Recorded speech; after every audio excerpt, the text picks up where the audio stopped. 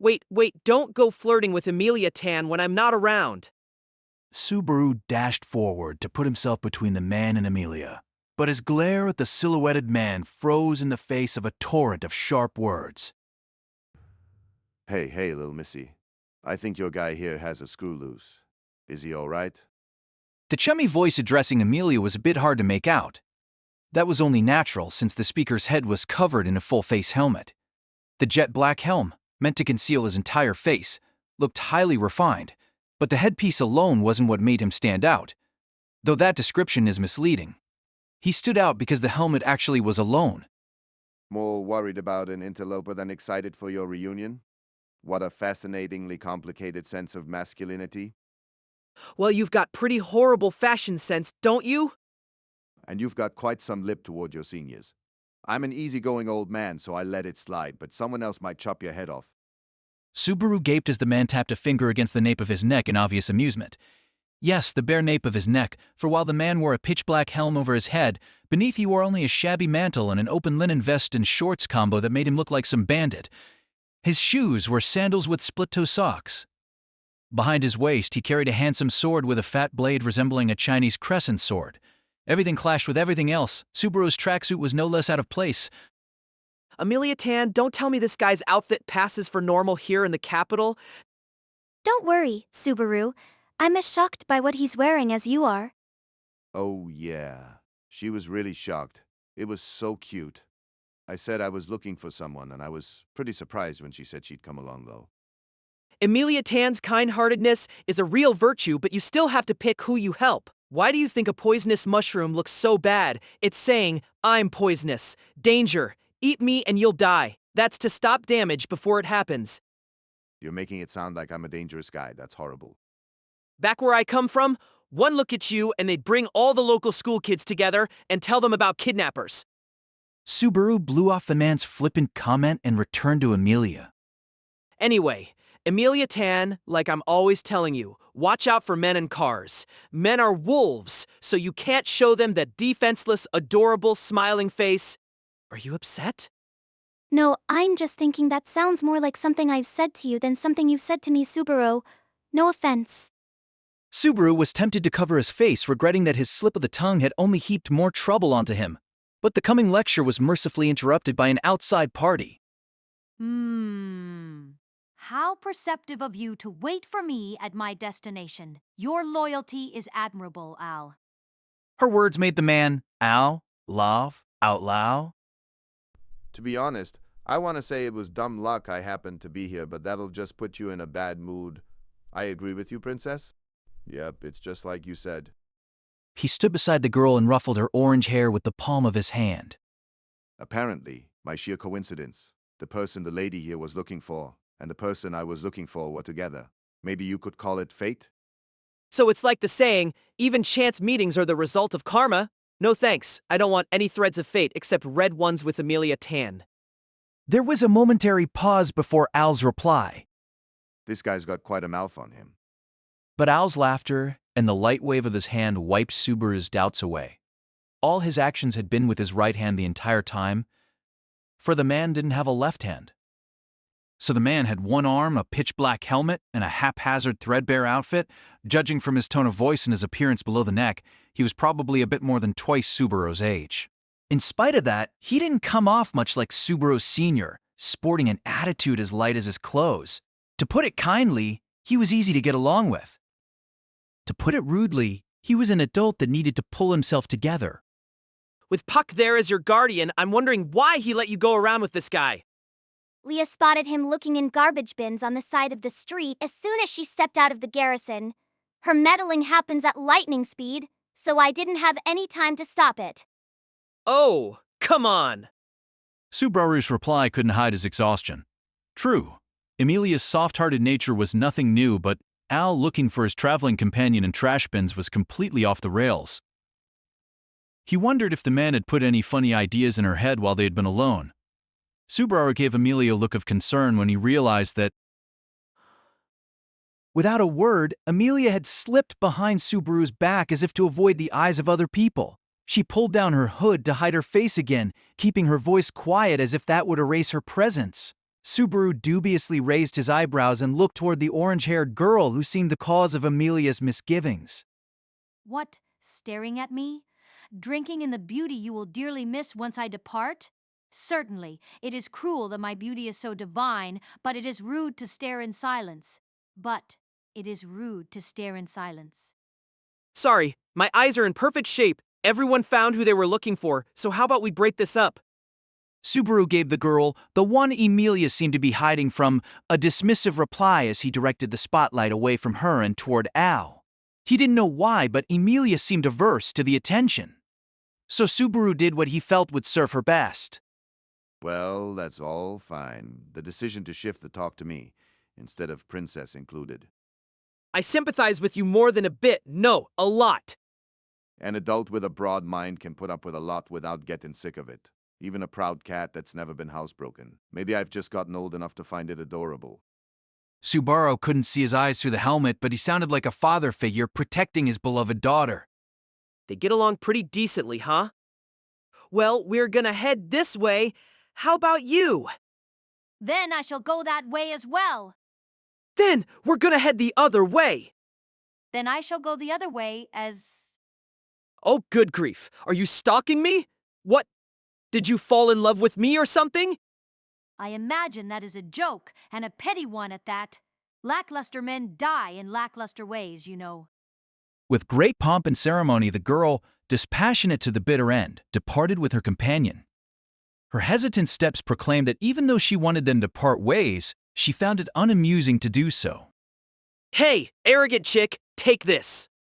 What an insolent tongue to direct at me. With one command, Al could take that head off your... As the girl turned around with some very menacing words on her lips, her red eyes widened.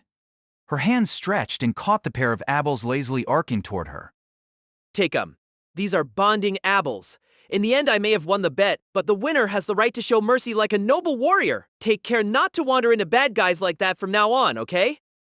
I will have you know, I did not become involved with those men by acting like some foolish child. Incidentally, why did you get involved with them? When I asked them if it was not inexcusable that they should live with such impoverished faces and attire, they became agitated. You're the one in the wrong there. Subaru sympathized with dumb, dumber, and dumbest all over again and turned his back to the girl, pulling Emilia along by her arm. The small measure of payback gave him some satisfaction. Emilia kept her head down as she went along with him. Lil Missy, thanks for coming with me on my search. Hey, Emilia Tan, they're gone now, so why don't we talk finally? Parting ways with the arrogant girl and her guardian, Subaru and Emilia walked together for a while before stopping. He was worried that something he'd said had brought about Emilia's sudden change in behavior. After a brief silence, Emilia lifted up her face, and just as Subaru expected, the subject was the girl she'd attempted to hide from. Subaru, about that girl from earlier. Why were you? Emilia Tan! What, are you jealous? We're at the point where you're just burning with envy? Subaru. With one word, Emilia cut off Subaru's typically glib reply. She had a solemn expression, and the tension in her cheeks told even Subaru that bad jokes weren't going to cut it. Emilia Tan, what's with the really serious look? Please, Subaru, don't make light of this. Why were you with that girl?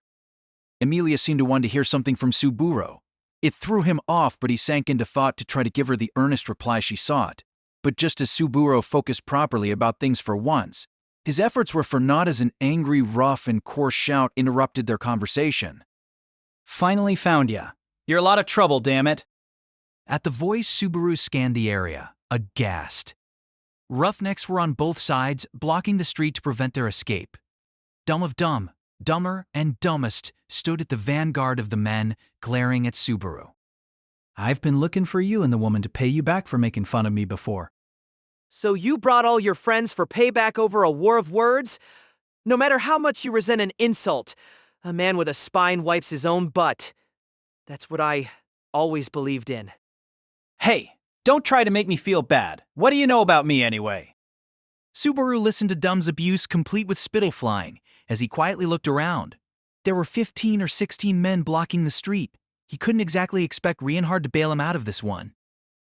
Meaning it's pathetic, but the best thing I can do is rely on Emilia Tan and Puck, so. It really is pathetic, but I think it's commendable you accept your helplessness so quickly. Subaru felt sorry for Dumb and Company, but Puck the Great Spirit could take on street thugs regardless of their numbers. It'd be Winterfest in Lugunica's summer. But before I could shout, "Take it from here, maestro!" and yield the path like a villain in a historical play, a telepathic thought rich in meaning arrived from Puck. You have quite a disturbing image in your mind there, but apparently I'm not needed. Faster than Subaru could ask what he meant, a rather scary statement came from overhead, heralding the descent of a certain blue-haired maid. I came here tracking Subaru's scent. What kind of disturbance is this? Tumbling end over end as she descended, Rem held down the hem of her skirt and landed with a boom. She brushed the dust from her sleeves as everyone gawked at her. Rem made an adorable little tilt of her head. So, Subaru, do you have something you wish to say to me? Let me start with, Air? He's, not dead, is he? Rem lowered her gaze. Underneath lay Dumb, smashed to the ground the moment she landed, head buried in the city street. The hoodlum said, one last thing before he ceased to move altogether. Not another, maid. You... He is breathing. It's all good. Then, that's Rem for you, the all-purpose maid everyone wants in their time of need. Oh, no.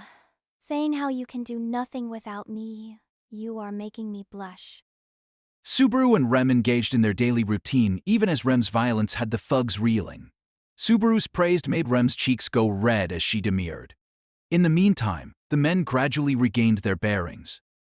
Dat don't toy with us here. You really think you're getting out of this alive? I judge that these men are threatening Subaru and Lady Emilia's safety. The hooligans faltered at the change. Subaru felt a pang of pity for them while raising a finger to Rem. Rem! Yes? Don't kill him, okay? You are as kind as ever. Subaru, I shall half kill them, then. In a miraculous combination of equal parts violence and loveliness, Rem leaped into the mob. Some lunged at her only to be thrashed. Others turned tail and ran. Others still squatted down and cowered. Unable to grasp what was going on, Rem heaped punishment upon them all impartially. Subaru gawked at the sight of people flying through the air like they weighed nothing. Whew, that's amazing. The impending end of the strife before his eyes filled Subaru's head with tranquility, as if he were removed from the uproar. He never even noticed the violet eyes staring at him, nor the pleading murmur that accompanied them.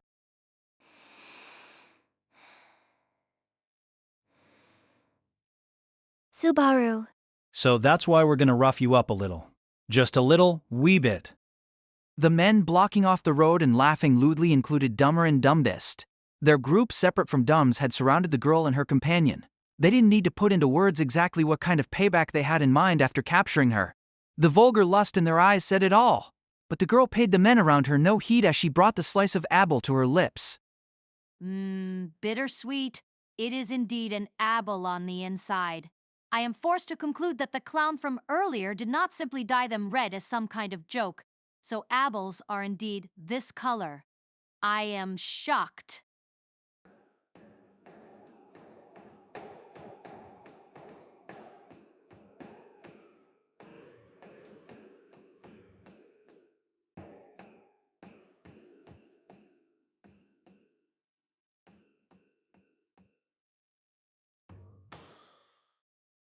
Whatever you wish to say, speak it clearly. I dislike all this indirectness.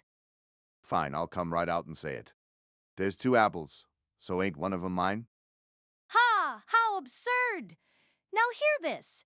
I caught both apples that the clown tossed. Consequently, both are mine. It's common sense that if you have 2 of something and 2 people, each of 'em takes one. The disregard of both master and servant drove the ruffian's anger to its limit. With clear malice, each one drew his blade as they began to tighten the circle. So, Princess, what about what the world around you wants? My choice is the world's choice. You should bear that in mind, Al. I try. The girl nodded with satisfaction at Al's words and resumed nibbling on her apple. Her cheeks relaxed at the bittersweet taste, bringing an angelic smile over her beautiful face. And as if ripping off an insect's wings with cherubic innocence, she stated matter-of-factly, I am now in a very good mood. Consequently, you may spare their lives. Hearing those words, Al put his hand on the handle of the large sword sheathed horizontally behind his hip. Aye, aye, man. The smile under the pitch-black helmet was vivid and fierce. Eh? You're leaving me behind?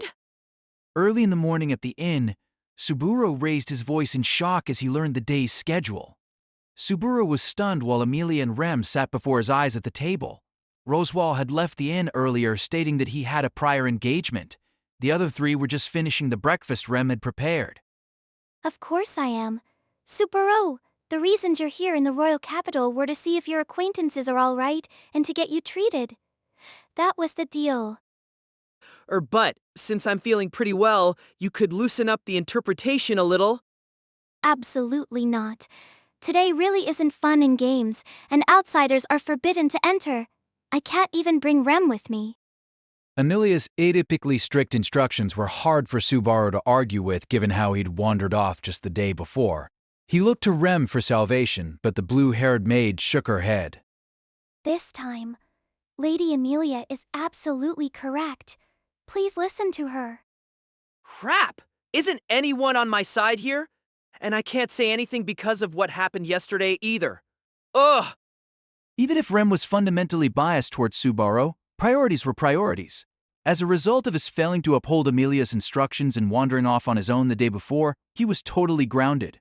With Subaru directing his lament skyward, Emilia put her hands on her hips and exhaled.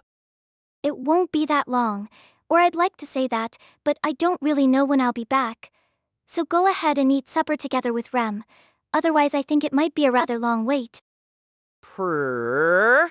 If you're going to be that mean about it, I've got my own ideas, Emilia Tan. Hey, Rem! Let's have a feast all by ourselves.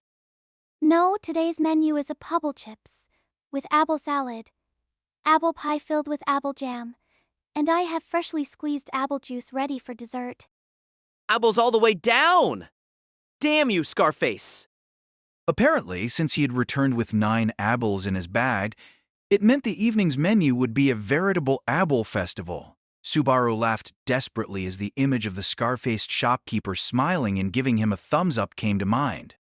Well, that's fine. Apples are my favorite fruit anyway. Being surrounded by apples is heaven itself. Okay, Rem. Let's eat the whole thing up between the two of us. Oh, I couldn't. If you like it so much, I'll let you have all of it. You act like you're cozying up to me, but sometimes you just chuck me over the cliff. You know? Subaru was aghast at how Rem acted less out of concern for his position and more out of how to use his position to her advantage. Emilia slumped her shoulders at the interaction between the two before focusing on the maid. Anyway, I'm trusting you with this, Rem. I think Roswal has told you this too, but be strict. Really, be strict, okay?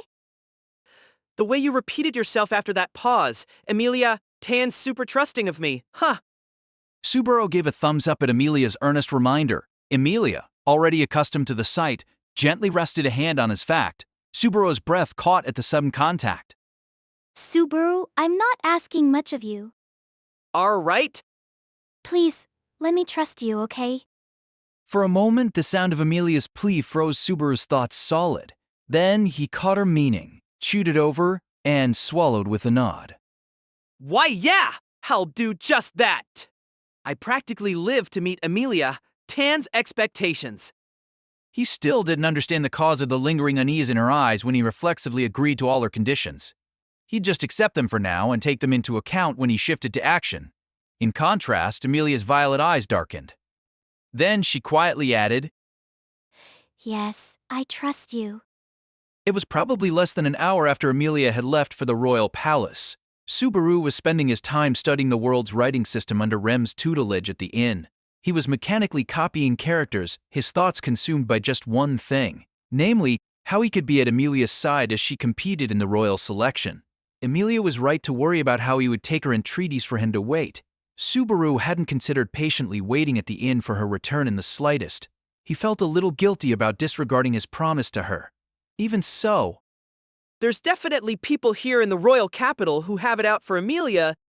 The last time she had been to the royal capital was the first day Subaru had met her. Apparently, she had snuck her way in to visit. In spite of this, enemies had targeted the emblem she carried, attempting to rob her of her qualification for the royal selection and even her very life.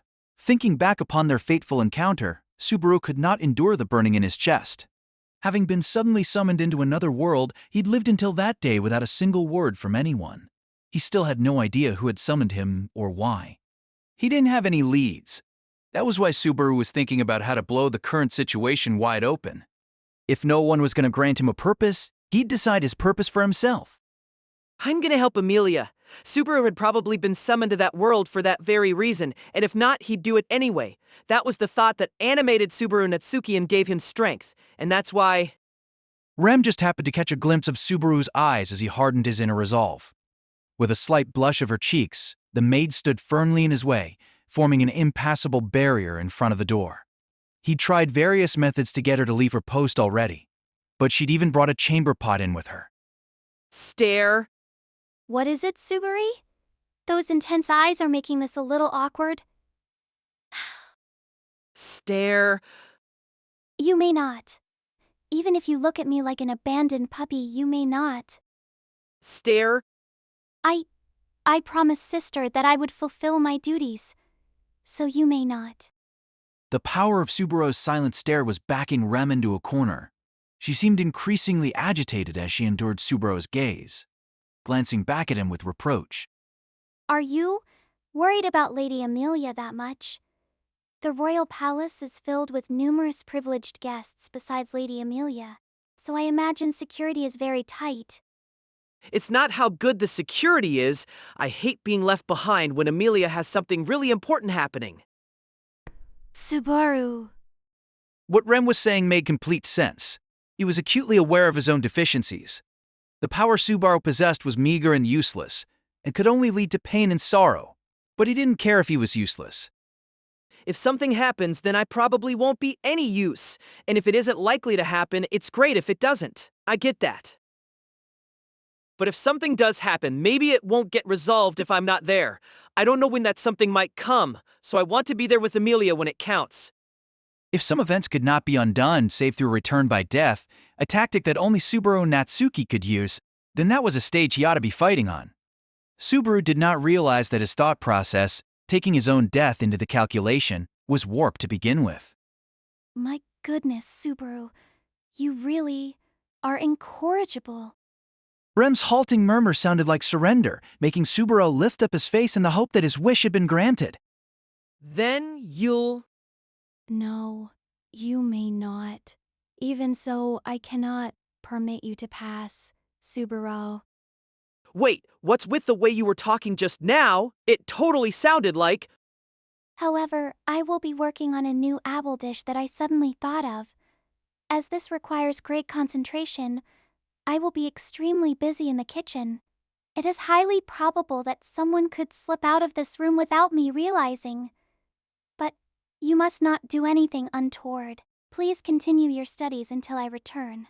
When everything is settled, I will treat you to the finest apple cuisine anyone has ever made. Subaru was cowed into silence as Rem gave him a motherly smile before standing. Just as she'd announced, she tied on an apron and left the room. Subaru listened to her light footsteps go down the stairs before he slumped back heavily in his chair. Oh, Rim's so adorable. I'm the worst for taking advantage of her.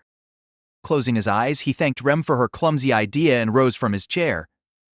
Before leaving the room, Subaru reconsidered for a moment, took a pen, and tore out a page from the workbook. Rem returned to the empty room, touching the table as she murmured offhandedly. I am slightly disappointed that he did not say, "Come with me." He left behind a note on the table with "Sorry" and "Thanks" written in crude I script. Subaru, you truly are incorrigible. As Rem gazed at the note, her expression betrayed the true meaning of her words. Rem picked up the note, pressing it against her chest and closing her eyes as she treated it as a precious gift from Subaru. But I wonder what Master Rosewall is thinking. She inclined her head slightly as she voiced her doubts about the instructions her master had left that morning. He said to not stand in Subaru's way, no matter what Lady Emilia may say to you. It was as if he'd anticipated Subaru's actions and had instructed her accordingly. She also wondered why he was valuing Subaru's opinion above Emilia's. But at any rate, please come back to me safely, Subaru. She did not think he had run off without any plan, but she knew he was a boy who would do such a thing for the sake of another, putting the safety of others before his own. All Rem could do was fulfill his request and pray he would be unharmed. For a time, Rem closed her eyes, picturing Subaru in her mind as she offered up a prayer. She then finished the tidying up of the half-completed study materials Subaru had abandoned before she retreated to the kitchen. And so, Subaru Natsuki was let loose in the capital a second time, perhaps dancing in the palm of someone's hand, though none could tell. Subaru, having skipped out of the inn thanks to Rem's kindness, ran downtown in the royal capital, his feet taking him to the Cadman fruit store so he could contact Old Man Ram. Sneaking into a castle is not very realistic, is it? Well, nothing's gonna happen unless I make it to the entrance of the royal palace. It might have been possible to gain entry by explaining that he was connected to Emilia and Rosewall. But Subaru had few cards to play to even get that far. Even if I got to the garrison and explained, Emilia would probably turn down a magic mirror message. If he could make it to the foot of the castle, he was confident he could verbally wear Emilia down. Emilia was weak under pressure. He didn't think she'd chase Subaru off after he'd undergone a dangerous adventure to reach her. Subaru went to Market Street in the hopes of improving his chances of success. He wanted to get in touch with Old Man Ram and relay his plan to infiltrate the nobles' district as soon as possible. The day before, Emilia had attempted to contact the royal palace from the garrison, but her efforts had apparently failed. But as it was clear that Reinhard was assigned to the Knights of the Royal Guard, he would surely be attending the royal selection meeting that day. Before Emilia had left the inn, she'd said that she would ask him about Felt afterward. Subaru wanted to tell Old Man Ram, a warrior in spite of his large frame, as soon as he could. Weaving his way into the crowd with quick feet, Subaru found the shop sign that was still fresh in his memory. The eccentric colors of the Cadman sign were easy to mentally associate with the unmistakable scarred face of the shopkeeper. It's a small world, thought Subaru, as he leaped out in front of the shop when... Hey, old guy! Long time, no! As Subaru tried to call out to the storekeeper, a congenial voice interrupted from right beside him. You're late, bro. Just in the nick of time. Lucky you, I was gonna wait just a bit longer before heading off. A heavy metallic rattle accompanied a muffled laugh. Subaru shrugged off the arm openly wrapped around his shoulders, putting some distance between himself and the very close voice. Who are? Wait, you're the guy from yesterday? Yeah, I am the guy from yesterday. I am glad you showed up. Now I won't get an earful over it. Not minding that his arm had been brushed off, the man in the black helmet, Al, patted his chest with his one arm. The appearance of the eccentric swordsman was just as unbalanced as it had been the day before. Al chuckled again, seeing Subaru's obvious shock at the unexpected reunion. Hey, don't get bent out of shape. It's your fault for talking about meeting up here right in front of Princess. She's a sharp cookie to begin with. Right in front of, she was eavesdropping. So why are you at the place I'm supposed to meet Old Man Ram anyway? I get that the girl ordered you too, but not the reason why. Hey, don't ask me why. Princess does things on a whim so much. A lot of the time, there's no point asking why. So let's get going then. Going dip-ascent? Apparently, both master and servant expected him to charge off into a new affair without his misgivings being answered. With Al ready to move out without a sufficient explanation, Subaru furrowed his brows and objected. Hold on a minute. Go where? You haven't explained one thing to me. I mean, I've got a place I have to get to. Why are you dragging your feet? Hey, it's a big world out there and people get carried away by the currents. So just forget your doubts and go with the flow. It's fun. I don't want to hear philosophy from a grown-up slacker like you. I've got things to do. I don't have time to mess with you or your princess. Subaru had no idea how Al had wound up associated with said princess, but that didn't mean he had to shut up and play along. He continued. You should really reconsider spoiling her before it gets both of you in really hot wah.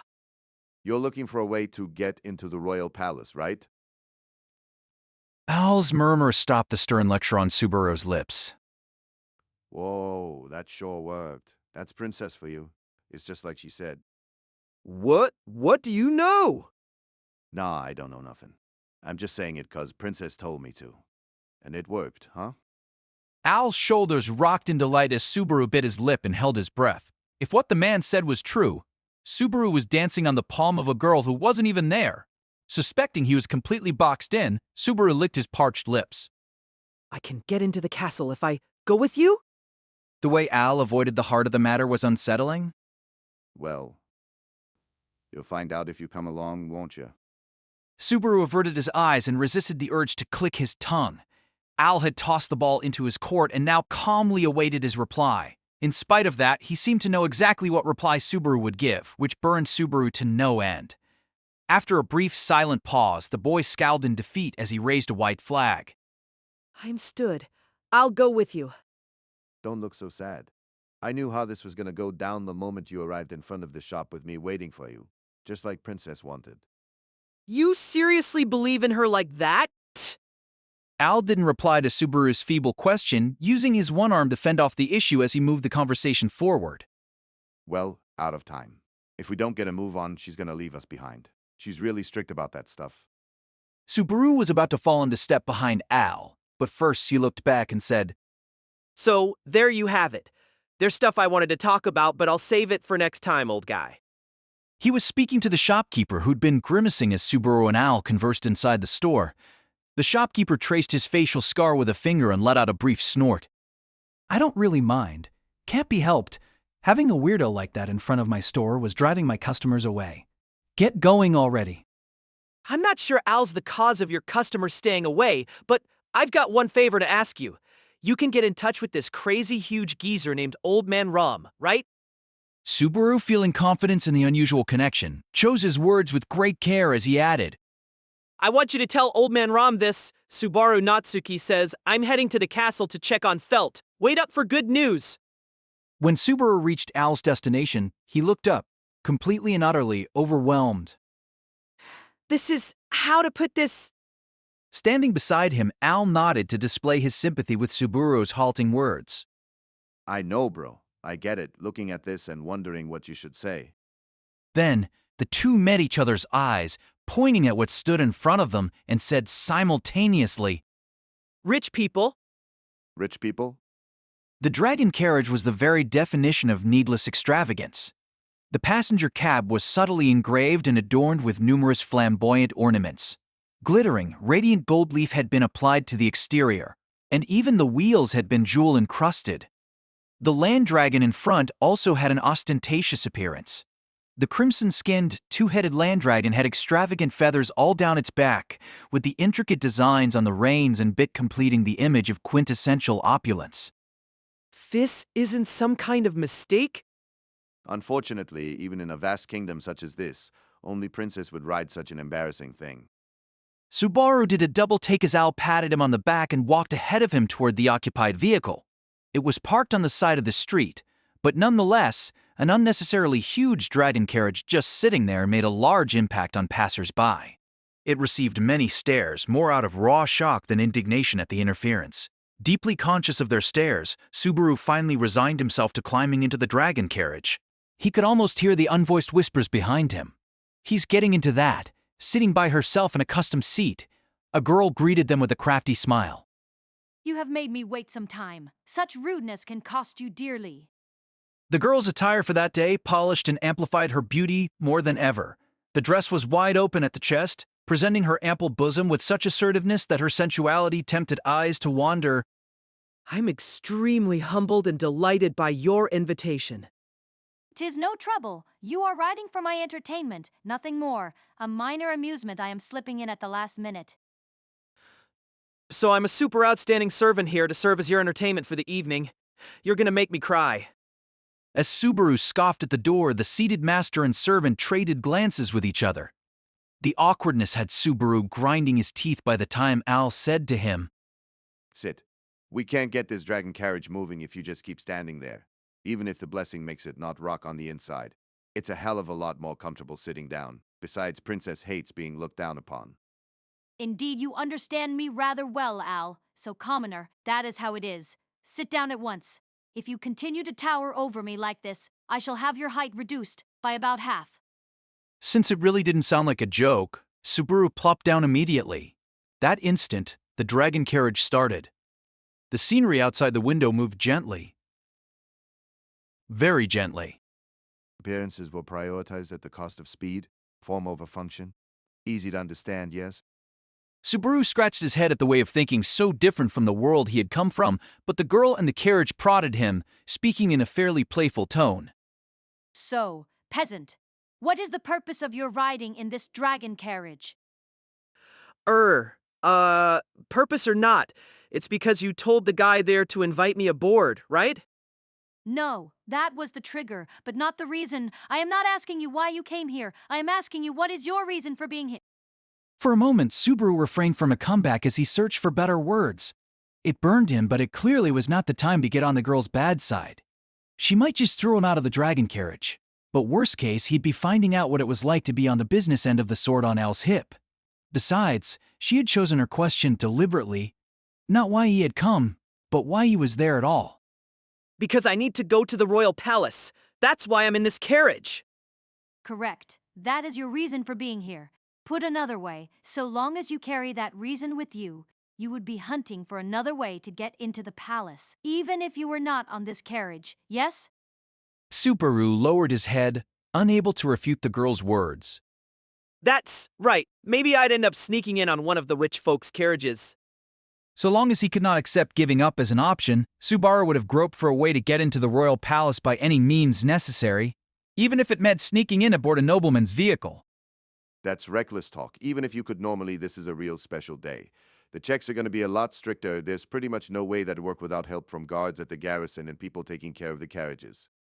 Naturally, Subaru had no connections with which to make such arrangements. No doubt he'd have completely failed if he had attempted such a plan without being prepared.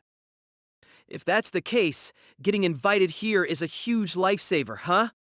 So you boarded this dragon carriage because you aim to enter the royal palace. In other words, you believe this carriage is heading to the royal palace? There is no meaning in hiding it. Surely you are well aware of this. Yeah, that's right. And if this isn't going there, let me off now because I'm on the wrong ride. Sorry, this is a special express that won't stop until the fourth station down the line. Subaru raised his eyebrows at the expression, but the girl continued before he could follow up. She glanced over at Subaru as she said, Luckily for you, this dragon carriage is in fact heading to the royal palace. And do you understand why this dragon carriage is heading to the royal palace? I pray you do not disappoint me by being a foolish commoner manipulated by the information before your eyes and fail to miss the obvious.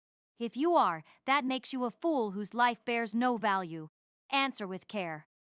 As Subaru swallowed his breath, the girl uncrossed her legs and sat up. She sat with her legs off to the side, her back straight and deep in her seat as she gazed at Subaru and asked, Why is this dragon carriage heading toward the royal palace? This dragon carriage is heading toward the royal palace because... Held captive by those two red eyes, Subaru felt his stomach squeezing. The extreme pressure rolling off the girl no doubt would make the weak of spirit buckle then and there. She was a proud girl who spoke and acted like she viewed the entire world from a position above it. She had an obedient servant and a luxuriant dragon carriage. These formed the outline, and when Subaru added the final piece, the puzzle was complete. There was only one possible answer. Because you're participating in the royal selection. This carriage is carrying a candidate. In other words, you do understand. You're one of the candidates fighting for the throne of the kingdom of Lugunica, aren't you? At Subaru's reply, the girl narrowed her blood-colored eyes and let loose a blood-curdling, sadistic laugh. Ow! Right. Understood. It's what you figured, bro. This young lady is a candidate for the royal succession of the kingdom of Lugunica. Al called the leisurely posing girl Priscilla, a name he spoke with reverence.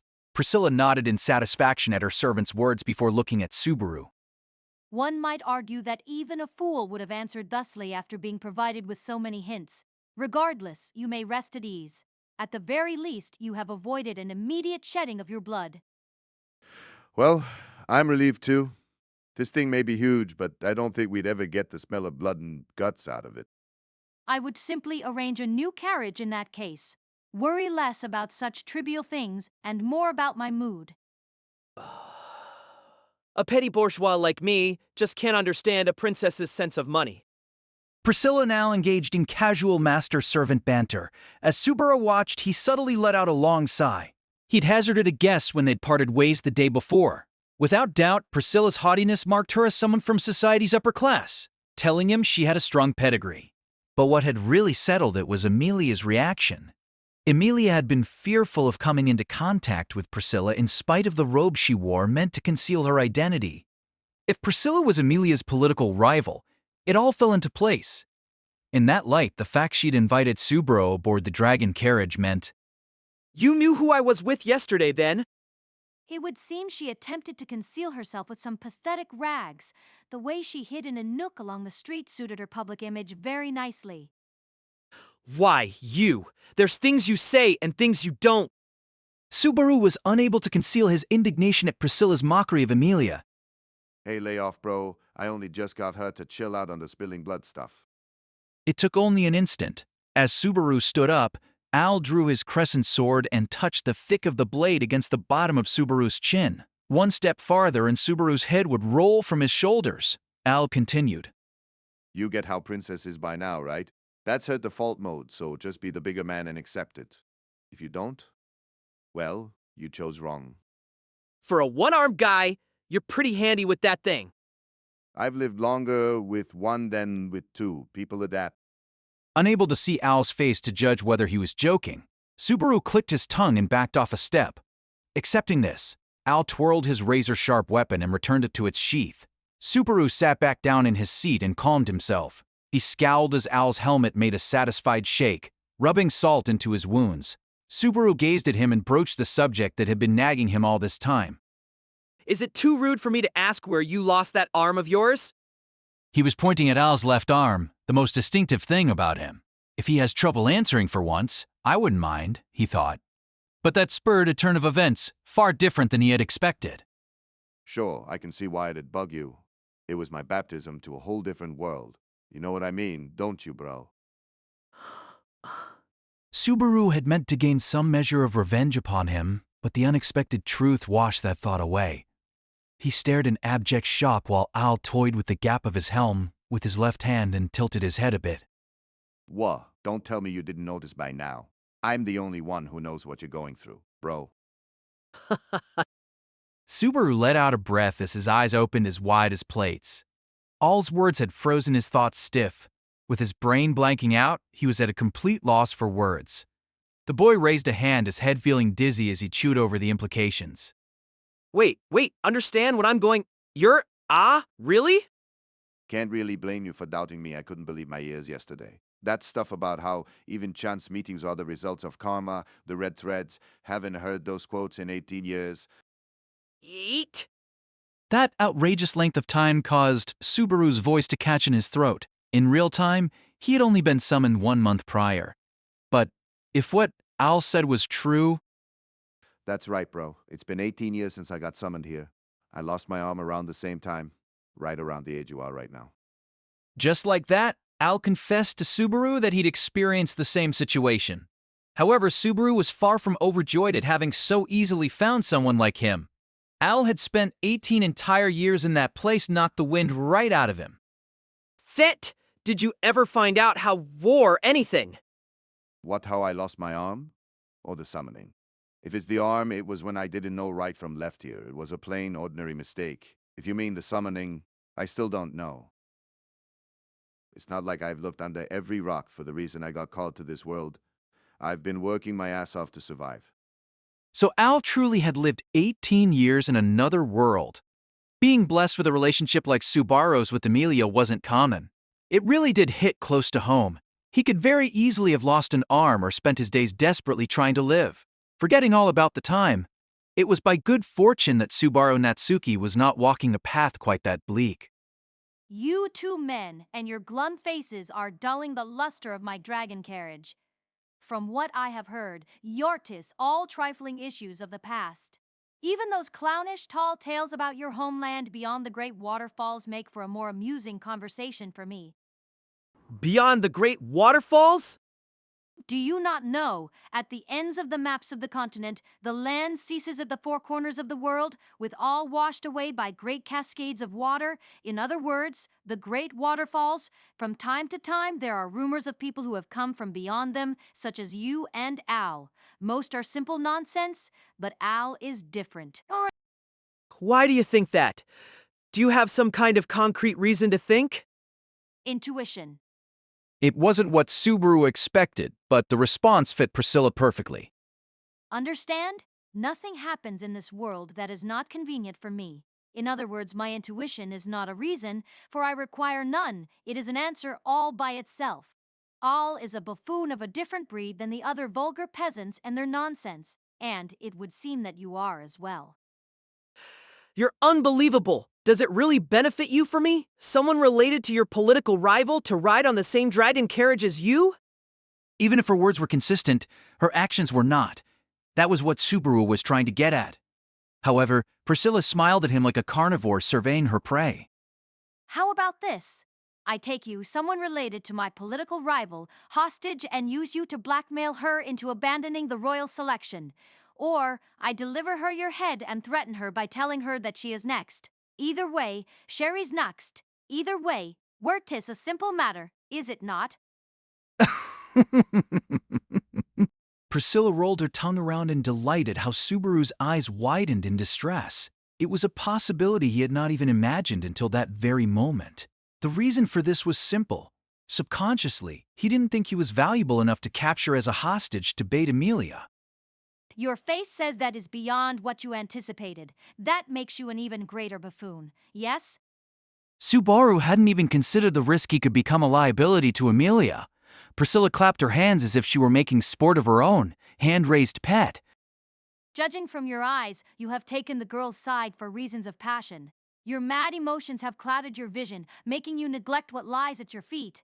No words exist to describe your foolishness. Subaru was unable to even let out an "ig" as he wilted before Priscilla. He'd meant to rush to Emilia's side because he wanted to help her, to be there for her, but that had turned into a tragicomic farce. Hey, Princess, he's from my homeland. Don't tease him too much, okay? Priscilla shrugged her shoulders as a look of tedium came over her. I am not berating him, whatsoever. This peasant has realized his oversights and fallen into despair and gloom all by himself. It bores me. You need not overthink things, commoner. Had I intended to use you in that manner, I would have had you dismembered in the street yesterday, but I have not done so, and invited you to ride within my dragon carriage. Makes my intentions crystal clear, does it not? Whether you're taking me hostage or not isn't where my self-loathing's coming from. I'm pathetic for not having thought of it. And why did you get me to ride this thing anyway? Subaru couldn't help but think that many of his actions had rebounded on Emilia. Priscilla's declarations might have been hard to listen to, but they merely brought the facts to his attention. However harsh the lesson, it was the truth. When Subaru turned a questioning gaze toward Priscilla, she altered her position again, resting her chin on a hand. I have told you already. You are here for my entertainment. I think it will be more amusing to bring you to the Royal Selection Assembly than to use you as a hostage or for threats. That is my decision. Subaru was taken aback by her completely unexpected thought process. To this, Priscilla yawned. Everything in this world exists to convenience me. Furthermore, I shall decide the course of whatever I please. Whatever I decide, it shall be. Therefore, all I need to do is decide what will entertain me and what will not. There is no inconvenience to me. With Subaru still dazed, the girl closed her eyes, declining to discuss the matter further. Judging from her posture and demeanor, she intended to nap until the time of their arrival. Given there was a meeting crucial to the royal selection in under an hour, it was truly bold. When Subaru looked Al's way, the guardian raised one hand to indicate subservience to his carefree master again, sinking soundlessly into his seat. Subaru was unsure whether he should do similarly and settle in for the long haul, when Priscilla added what he is to do similarly and settle in for the long haul, when Priscilla added days come today that. If there is one reason beyond my amusement, when I passages Boulder. The Abels.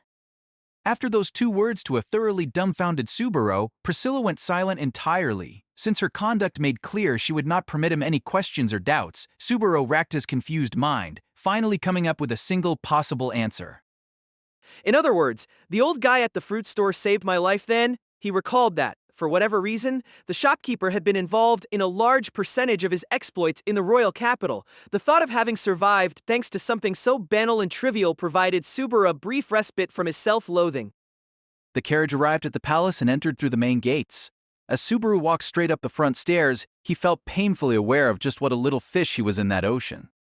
Hey, am I alright here? To be honest, I'm so out of place it's kinda scary. Subaru looked down at his own outfit before glancing at Al walking beside him. Well, yeah. We're basically party crashers. No question they aren't rolling out the red carpet for the two of us. Al's ever aloof attitude suggested he had no qualms about looking far more out of place than Subaru. Apparently, his 18 years in another world had washed away all concerns about dress codes. Not only that, all eyes were on the girl walking before them, Priscilla, as she continued toward the central chamber. The corridor was decorated with paintings and other works of art, and guards in full armor lined it on the left and right, swords raised in salute. Subaru had difficulty breathing under the pressure even though he wasn't the object of attention. In the meantime, they arrived at the end of the corridor. He raised his eyes to see an enormous pair of double doors before them. Soldiers lining the corridor. Huge doors. The sight of the closed doors overwhelmed him with its grandeur. He felt himself standing straighter just from being in its presence, his discomfort reaching a fever pitch. As Priscilla led the party onward, a fully armored soldier in front of the door took a step forward, saluting her with his sword. He removed his great helm and looked over Priscilla and the others with an intellectual air. We have been expecting you, Lady Priscilla. The man was around 40 years old, give or take, with an expression that was not so much tough as stern. His face was as austere as an image carved into a boulder, giving off the air of a man who'd seen plenty of combat. Priscilla replied to his salute with a haughty nod and turned her head slightly towards Subaru and Al. They are with me. One is my knight, and the other my able boy. Hey! Subaru immediately started to refute Priscilla but stopped very quickly when he realized that such a thing was impermissible in that place. The knight's face didn't even twitch. Appleboy, is it? Yes, able boy, he is a type of clown, bearing the exalted duty of providing me with red, bittersweet apples. He is harmless? Surely you do not mind. Without replying to the imperious Priscilla, the knight appraised Subaru and Al as his blue eyes faintly twinkled. I cannot detect any dangerous magic. That sword is the only one you carry, Sir Knight. Oh, by knight you mean me? Yes, that's right. If I see any dark-haired, mustache-twirling villains around, I'll chop 'em in half with one hand. Should an incident occur, please concentrate on protecting your master, Lady Priscilla, and leave the rest to us guards. With his casual banter brushed off, Al half-heartedly replied. Sure thing. The man dipped his head and shifted his gaze toward the huge doors which slowly began to open. Everyone is already waiting inside, so with all haste. I am superior, so it is fitting that the masses wait for me. The reverse is impermissible, however. Entirely self-absorbed, Priscilla stepped through the door, all eyes still on her. Seeing Al follow her without hesitation, Subar firmed up his resolve and entered as well. As his view expanded, he found himself in an enormous room, with a red carpet covering it. The glittering adornments on the walls were illuminated by extravagant lighting hanging from the high ceiling.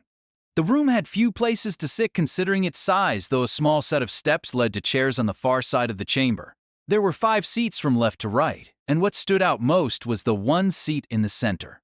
Resting against a wall, the innermost chair was fashioned into the form of a dragon, as if to show that he who rested in that chair shouldered the dragon upon his own back, while being protected by it in turn. It was a classical throne room of a royal palace, meaning that chair had to be the throne of the king of Lugunica. After the throne caught his attention, Subaru timidly looked around the rest of the chamber. Unlike the exterior, he couldn't see a single sword-carrying guard. Instead, he saw rows of elite troops dressed in white-themed uniforms with knights' swords at their hips, the Knights of the Royal Guard. Farther within was a group of apparent civil officials in ceremonial dress, all men of high rank based on their appearance. Their dignified faces suited a throne room. And at the center of the room, removed from the cluster of knights and nobles, a small group of people stood in a line. And among them was a silver-haired girl. When she saw the 3 people entering through the large doors, she called out with obvious surprise. Subaru? Her wide-open violet eyes wavered with bewilderment, like she was unable to believe that Subaru was there. Inundated with Emilia's shock and surprise, Subaru's heart beat so loudly it hurt. Now that he knew Emilia was there, he felt joy, but also guilt at having betrayed her to get there. In spite of all the thoughts and feelings that had spurred him into action, he was at a complete loss for words in front of her quivering eyes. Emilia, Even though this was what he had sought, words just wouldn't come out. Emilia's gaze wandered over Subaru as she too searched for words, but her lips were drawn tight. Neither of them broke the silence, but rather a voice and bump from behind. What are you doing staring at my servant, you imbecile? The touch against his back was frighteningly soft. The arms that wrapped around his chest and neck were outright bewitching. Priscilla, pressing against him from behind, rested her chin upon Subaru's shoulder so that they gazed at Emilia together, their faces side by side. What are? G, get off! Emilia Tan's gonna get the wrong idea. The wrong idea. Do the bonds between you and I not form a deep and intimate relationship? I permit it. Come close. I didn't give you those bonding apples to have you use them for nefarious purposes. As Priscilla teased, Subaru extricated himself from her and put distance between them. The apparent rejection prompted Priscilla to stomp a heel, narrowing her eyes in displeasure. But before any unrest could break out, the familiar voice of a man with delicate features intervened. Oh my, Lady Priscilla, I am dreadfully sorry for the trouble my house's servant has caused you. And you even cared for him after he became lost in the castle. Please forgive this terrible rudeness. Before Subaru knew it, Rosewile, the character with long violet hair, was standing beside him with a dubious smile, wearing a formal uniform with a maple emblem, unrelated to his status as court magician. And so the swindler steps forward. I have no recollection of such a thing. I picked up that peasant myself, and do you have proof that he is any servant of yours? Priscilla had a crafty comeback. However, Roswell greeted her question with a shrug. For tutony, I have been in the practice of marking that which is mine. My family crest should be sewed into the leering of his uniform. Priscilla's face went blank. She looked at Subaru as if seeking confirmation of the tale. Under her gaze, Subaru turned up the sleeve of his coat and saw that there was indeed something resembling an embroidered hawk in the lining. He showed Priscilla the embroidery as well, to which she responded with a short snort. A cheap trick. Well, fine. Toying with the clown and the imbecile has driven away much of my tedium along the way, and besides, my vassal asked it of me. Princess, you promised not to mention that per. Do not be concerned about little things. You'll never grow taller otherwise. You shouldn't expect a guy pushing 40 to be growing anyway. Priscilla silenced Al with a glance before striding forward, not paying Subaru the slightest heed. She was heading toward the gathering at the center of the room near Emilia. Emilia stiffened when Priscilla walked close, but the orange-haired girl passed by without paying her the slightest heed. Emilia slumped her shoulders at being ignored before turning back toward Subaru. But I must say that you were found by Lady Priscilla along the way. Your jinx is truly quite something. I wonder what might have happened to you if she had not been the one to find you. The hell? You're not trying to tell me that Peacock is famous for her vast benevolence and compassion, are you? Oh, no! I simply thought that the others might have had you imprisoned or cut down then, and there, in that sense, Lady Priscilla gave you equal odds of survival depending upon her mood. Yeah, I get that I'm walking quite a tightrope here. You're not upset? With Roswell speaking to him like it was nothing, Subaru timidly posed the question. Why would I be? After all, I was thinking that you might show up, and in truth, you have arrived. It would seem that the family creased upon your uniform was of some value midway. Midway? Not really. I thought I was 90% likely to kick the bucket just now, but... Subaru inclined his head at the odd choice of words, but it was Roswell's face that registered surprise. You were not stopped when entering the castle? Then just how did you get in to begin with? That selfish princess picked me up outside the castle. It's a pretty long story. They spoke past each other, each with a different understanding of the situation. But before Subaru could bridge the gap, he realized that Emilia was walking resolutely over to him. Why? With a single earnest word, Emilia conveyed the full gamut of conflicting emotions swirling inside her. Her why, with the many doubts within it, made Subaru's breath catch. How did you? No, why? Why are you here, Subaru? That's going to be a long story. I suppose I could sum it up in one word, but Don't make light of this. Subaru, I told you, didn't I? Don't you remember? The way Emilia repeated her words for emphasis made Subaru shut his mouth and avert his eyes. She was, of course, referring to the promise he'd made with her at the inn, the promise to wait for her that he had broken. On the one hand, he had indeed broken that promise. But on the other, it was no lie he had gone out of concern for Emilia. And so, relying on a series of coincidences, he had arrived for her sake. He wanted her to at least trust his motivation. But before Subaru could clarify how he felt inside, a clear voice echoed from in front of the throne. All have been assembled. The Council of Elders may enter. The great doors opened once more. The armored knight stationed at the door led a group of old men filing into the chamber. All the men wore robes identifying their station. Each solemn stride made plain that these were men of great dignity and experience. The one who stood out the most was a white-haired man with a beard so long it nearly touched the ground. Though his back was not stooped, he stood almost a head shorter than Subaru. Even among the others, the deep wrinkles of his face made him seem especially old, but his eyes were sharp enough to cut steel. As Subaru observed the silent procession, he remarked to Roswell with a whisper, the Council of Elders, that's the people running the kingdom in place of a king, right? Roswell shrugged and stated with extreme disrespect, Formally, they are an advisory body, but yes, matters of state currently rest in the Council of Elders' hands. But having said that, it is not really much different from when the royal family still existed. It sounded like the council had been holding the reins since the rule of the previous monarch, apparently a man of little talent in public affairs. Al, silent until that point, motioned with his chin toward a section with knights of the royal guard neatly lined up. It's time, bro. We need to line up over there, not over here. Those assembled had naturally sorted themselves out with knights and officers on the left and civil officials and nobility on the right.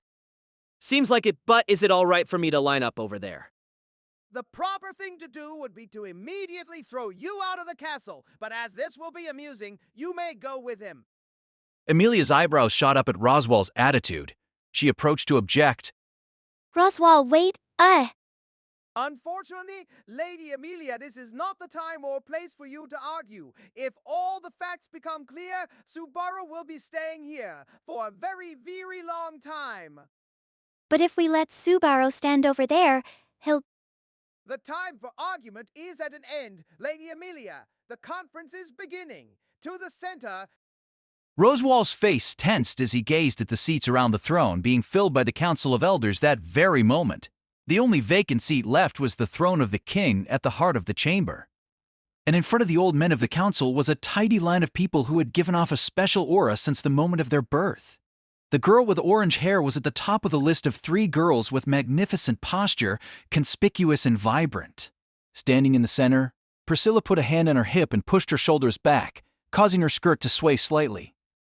Even before the elders that govern the nation, she still had that belittling look on her face. To Priscilla's right stood a girl dressed in clothes resembling an army uniform. The color of her hair was such a deep green it nearly seemed black, but upon closer inspection, the glossy luster definitely reflected green. Her long hair was tied at the end by a white ribbon. Her beautiful, dignified face was trained straight ahead. She was tall for a girl about the same height as Subaru, but their legs were very different lengths. On her hip, she wore a sword bearing a family crest with a lion bearing its fangs.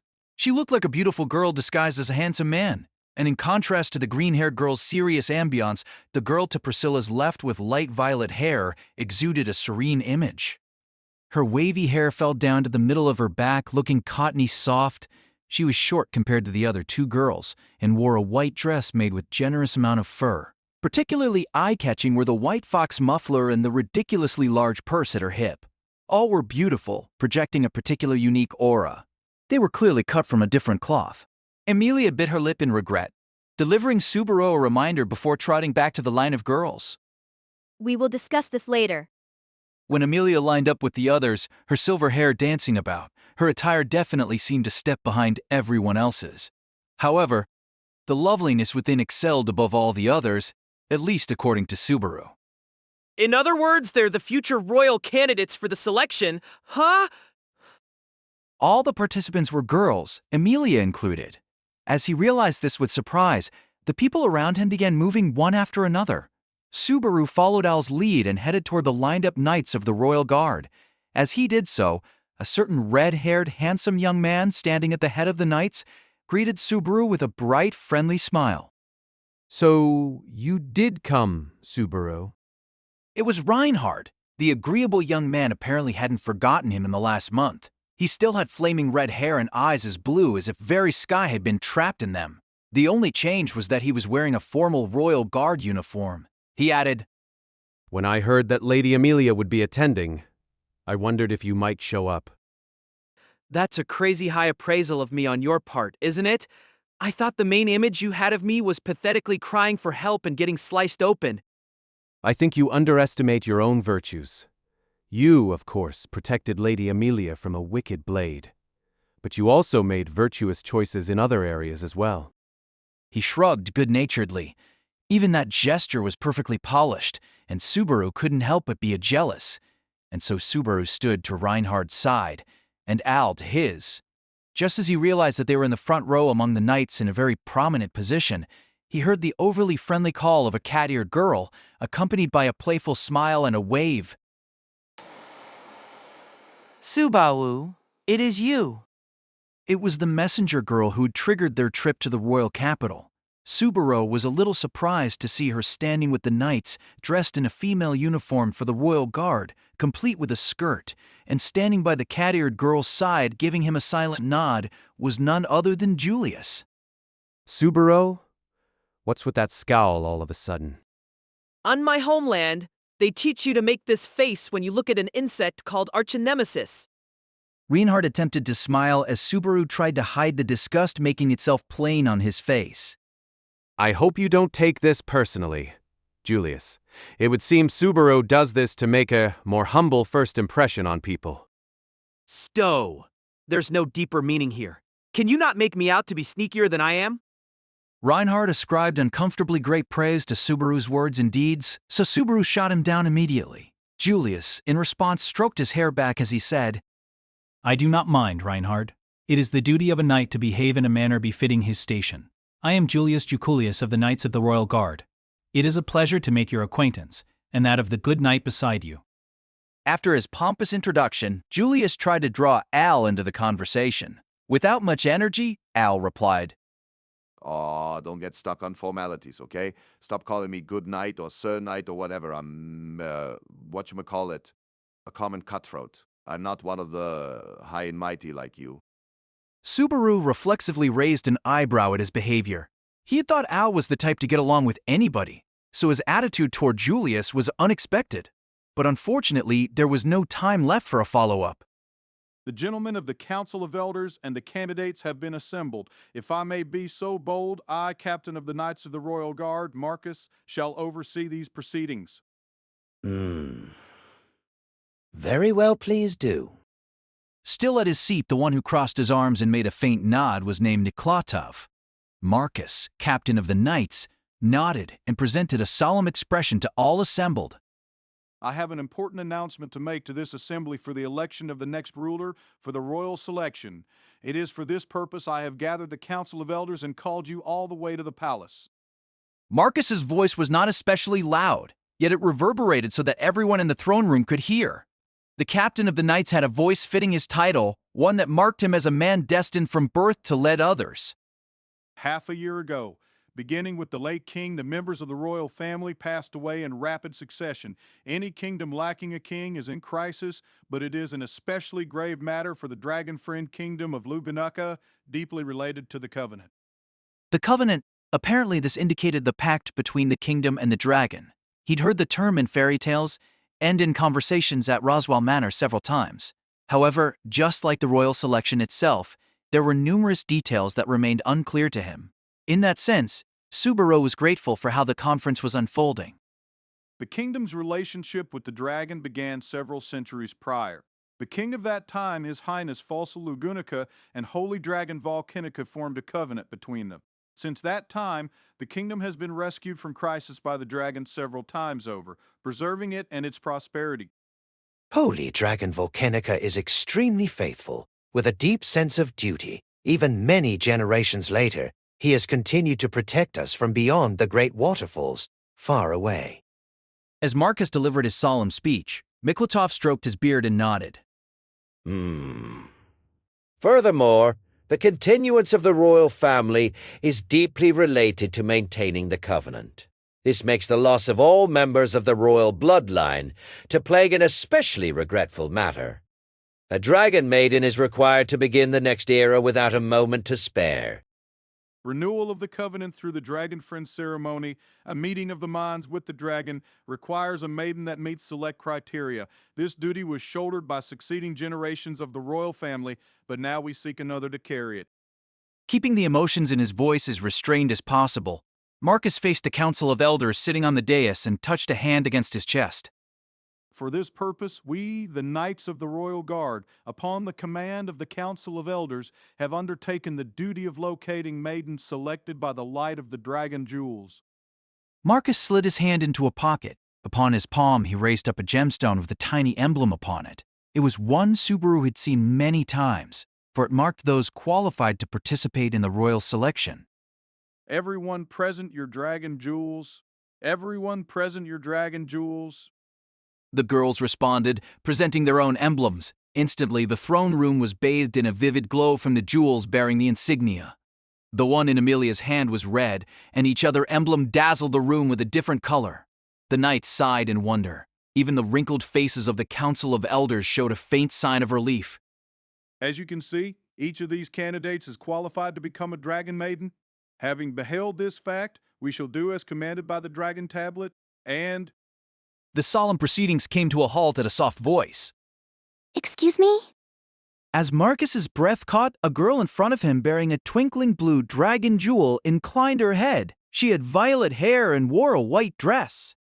I understand the captain wants to tell his story, but as folks say in Kararagi, time is money. In contrast to her gentle tone and docile face, her request was as straight and to the point as a fastball. She put her dragon jewel away and smiled softly. If you're repeating what we already know anyway, I'd rather hear more about why we're here. The demand by the girl with a peculiar accent seemed to rock Marcus back on his heels. But Subaru was rocked to a far greater degree. Hey, waita. No way. That's Kansai dialect? Al, standing next to Subaru, could only whisper back in sympathy to Subaru's murmur. ReZero by Teppei Nagatsuki. Produced by Six-Tail Novel with R-Tail. AI. If you are interested in creating your own audiobook like this, visit R-Tail AI and claim free premium with code. Oh, first time you've heard it, bro. Apparently, they all talk like that in the Kararagi area to the west. I mean, I've never seen the place myself, but the way they talk sure stands out. To him, hailing from the same homeland as Subaru, Kansai dialect should have been familiar to him. The way he phrased things put Subaru off a little, but he suddenly became very curious about what this Kararagi land to the west was like. She has a point. As the violet-haired girl crossed her arms and tucked in her chin, the green-haired girl offered her agreement. Lady Cruz, the head of the House of Karsten, should not be... Formalities may be important, but we don't have all the time in the world. We should touch upon the reason for our being gathered as quickly as possible. In fact, I have largely guessed already. The girl Marcus addressed as Krush closed one eye, surveying the Council of Elders with the others. As expected of the Duchess of Karsten. So you already understand the meaning of this gathering. Yes, Lord Miklatov. A banquet, yes? We shall eventually be rivals, but there is still much we do not know about each other. By sitting us at the same table to exchange toasts, we may gain some understanding of the character of our competitors. Krush had decided the occasion was a particularly formal banquet when Miklatov interrupted. No, that is not the case. The girl raised her eyebrows at his reply and slowly turned towards Subaru and the others. Ferris, this is not what you told me. Oh no. All Fairy said was that they're bringing lots of food and wine into the castle, so maybe they're going to have a banquet. Oopsie? I see I assumed too much. I'm sorry for doubting you. It was an odd kind of master-servant banter, without much affection. Krush faced the front again, letting out a small sigh as she put that brief conversation behind her. And so, with some embarrassment, I take back my previous statement. Oh my, Lady Krush, you're being way too manly. The girl named Ferris put a hand to her cheek with an air of concern. Apparently, she wasn't particularly bothered that she'd leaked false information to her master. Given her current reaction, Subaru felt she'd done it on purpose. Hey now! Just because Krushich backed off doesn't mean my opinion's changed. Everyone knows the gist of this royal selection thing by now, right? Krush nodded in reply to the question, but Priscilla rudely blew it off with a small snort. Then, Emilia raised her hand a little. I think that we should listen to the full story. But the girl's treatment of Emilia was altogether too cruel. Sorry, but I'm not asking your opinion here. As if she had been struck by the hostility, pain ran across Emilia's profile. Subaru couldn't bear to watch. Why, you? What's with that adit? As Subaru bellowed angrily, Al stepped in front of him from the side, raising his arm up high. Yeah, I don't know about this royal selection business, so I want to hear the rest and stuff. As all eyes gathered on Al's buffoonish behavior, he comically waved his hand to further establish his harmlessness. Hey, don't look at me like that. I'm gonna blush. I know I'm really out of place, so don't treat me like some suspicious intruder or something. You're gonna drive a middle-aged man to tears. Marcus seemed to be the only one keeping his complete cool. Lady Priscilla, your knight has requested it, but would you like to hear the explanation about the royal selection? Whether I desire it or not, you love your long-winded stories all on your own. It is a waste of time to me. Repeated words are no different than nonsense. I do not even speak nonsense in my sleep. In contrast to the selfish bearings of the others assembled, Emilia's good character stood out. But it was clear from the earlier exchange she was not being treated fairly. That's one you owe me, no. 2 now? With Al holding up 2 fingers and tilting his head toward the younger boy, Subaru was grateful on the inside. It was scary to even think about what would have happened if he'd continued and blown a gasket. Al had taken all the blame on himself in Subaru's place. By my grace, we shall follow the commoner's view. Rejoice and dance upon my palm. Continue, Marcus. Tell my knight how I shall become monarch. The violet-haired girl slumped her shoulders and threw in the towel at Priscilla's demeanor. It's really something how you pass the buck on to everyone else. I'm just gonna keep my mouth shut. With a consensus seemingly forming, Marcus looked at Emilia and Cruz, with both nodding as well. Very well. With that brief digression finished, I shall return to the topic. You who are qualified to become dragon maidens are assembled here because of the prophecy carved into the dragon tablet. This prophecy states, should the covenant of Lugunica lapse, the nation shall be guided by she who forms a bond with the dragon anew. The words on the tablet are providence itself. The dragon tablet, with a history at least as long as that of the covenant, contains the words by which the fate of the kingdom shall be decided. Considering the impact of these details upon subsequent history, surely it is our duty to obey them. The other members of the Council of Elders solemnly nodded in response to Miklodov's words. The dragon tablet, handed down by Holy Dragon Volcanica, has guided our kingdom's path since the days of yore. They have provided the land with advance warning of various crises, from the great Kudegra famine and the nightmare of blight dragon Balgrin to the onslaught of the black serpent in recent years, enabling us to minimize the damage incurred. There is no need to continue listing these achievements. They are known to all present. The aforementioned achievements were likely major affairs in the kingdom's history, but they didn't ring a bell with me, ignorant as I was. I thought that a prophecy letting you plan for upcoming events was a pretty nice thing to have. Either way, apparently Emilia and the other candidates, or rather maidens able to communicate with the dragon, had been gathered in accordance with this prophecy. In a quiet voice, Subaru raised a doubt he'd been harboring with Reinhard beside him. I just thought of this, but if the problem's just the covenant with the dragon maiden doesn't actually have to become queen, right? Can't you have the ruler and the maiden be separate? The corners of Reinhardt's lips rose in a strained smile. I think you have a valid point, Subaru. But it can't be done. Mind if I ask why not? Because the covenant for the prosperity of the kingdom is formed between the dragon and the king. The dragon isn't simply choosing someone able to communicate with. The pact is formed because that person is carrying a kingdom on his shoulders. In other words, the dragon is very particular about his partners. But if that's the case, won't rushing a maiden into a monarch just annoy the dragon more? It's like I close my eyes for one moment and poof, the king is gone. And here's a maiden to take the place of the king. Would the dragon go for that?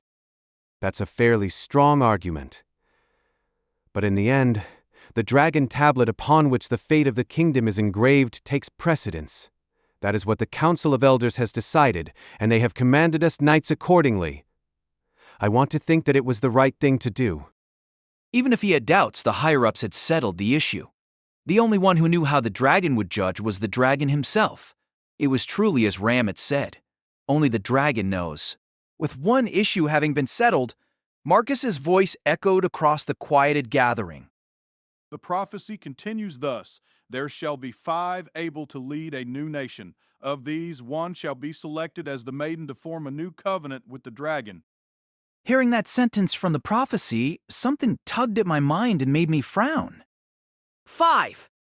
Yes, 5 currently. There are only 4 candidates, so the royal selection has not even begun yet. It is our shame that we have been unable to find a 5th. Your population's like 50 million people, right? Finding 4.5 a year sounds downright speedy. They had to search for people on a world without any national transportation networks. Those were pretty harsh conditions. I thought finding 4 candidates in such a short time was worthy of serious praise. That summarizes the present circumstances. Lady Anastasia, please forgive my great rudeness. Don't. This mess isn't my fault. Happy now, princess? I wonder. Al, has your little head gained any new insights? Yeah, I've got it. Sorry for making you go through the trouble. Sorry to the light lady from Kararagi, too. As Al flippantly waved with his one arm, Priscilla replied. There you have it. The girl, Anastasia, rubbed her forehead at the irresponsible master and servant and looked back up to the Council of Elders. Anyway, if there's still more, can we get on with it? I don't have forever, and I got a lot to do later. You old men with the purse strings get what I'm saying, right? The rudeness of Anastasia's statement stirred the room up, and I stiffened. But Anastasia seemed to have a very good read on her position, and the Council of Elders showed no sign of irritation. It pains me to take so much of your busy time, Lady Anastasia, but I must ask you to remain with the conference a little longer. After all, this day shall be marked in the history of the kingdom. Though the room had gradually lost its original tension, the statement triggered an ambiance that compelled everyone to stand a little straighter. So history shall move, you say, old fossils. In other words, you mean that, yes? Miklatov replied to Priscilla's quiet question with a small nod from his perch. Then, the eyes under his thick eyebrows sought Marcus. The look was some kind of signal, as Marcus saluted and suddenly bellowed across the chamber. Knight Reinhard, Astria, come!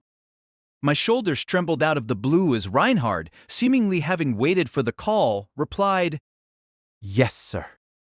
He advanced straight forward, saluting the 4 candidates before standing to attention before Marcus and the Council of Elders.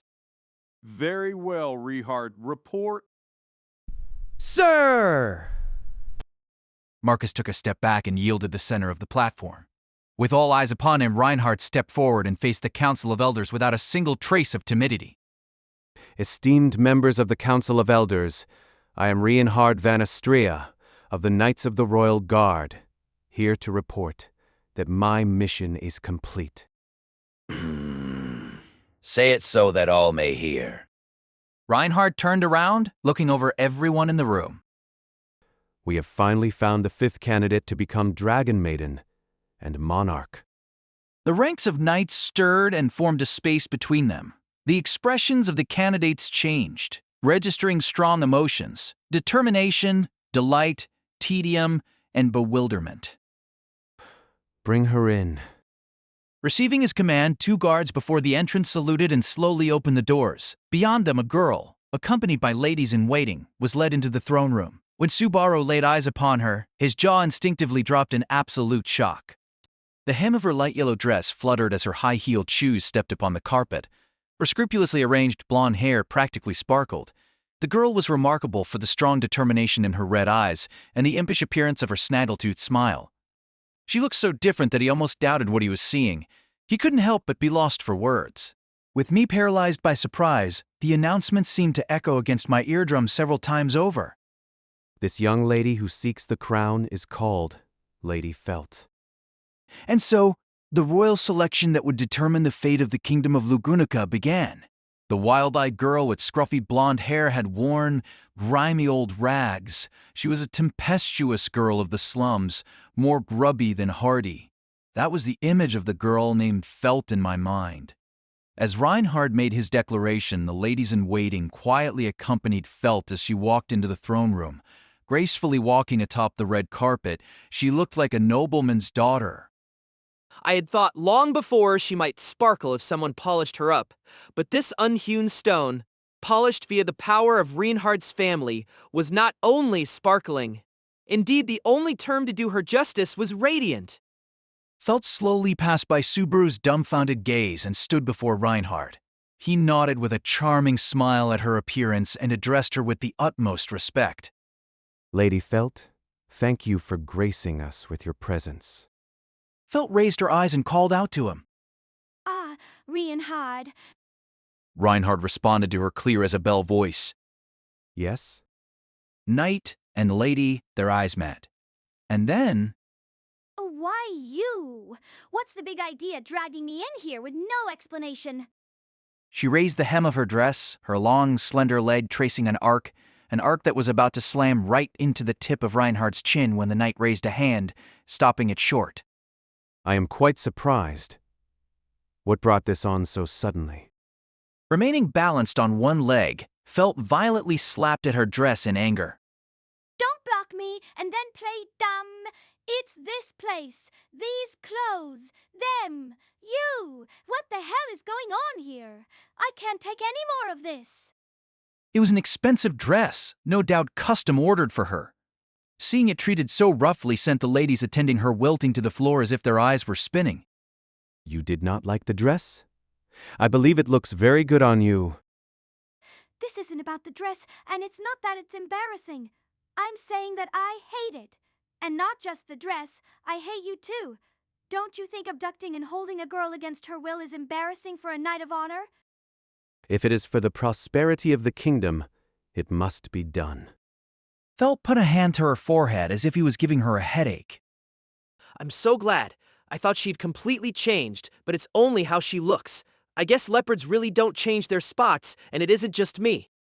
It would have made a sorry story for Old Man Rom if he'd had to report back that she'd become a whole different person. He was relieved at being able to confirm she was safe and sound in a place he never expected.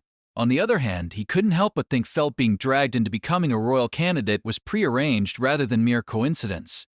After all, Reinhard had met her in the first place because she'd been the one to steal Emilia's badge.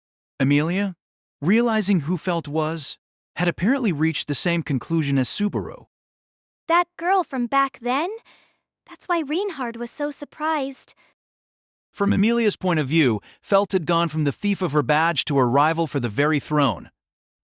The other candidates, the knights and the nobles, all displayed appropriate reactions to the newcomer's crude behavior, none friendly.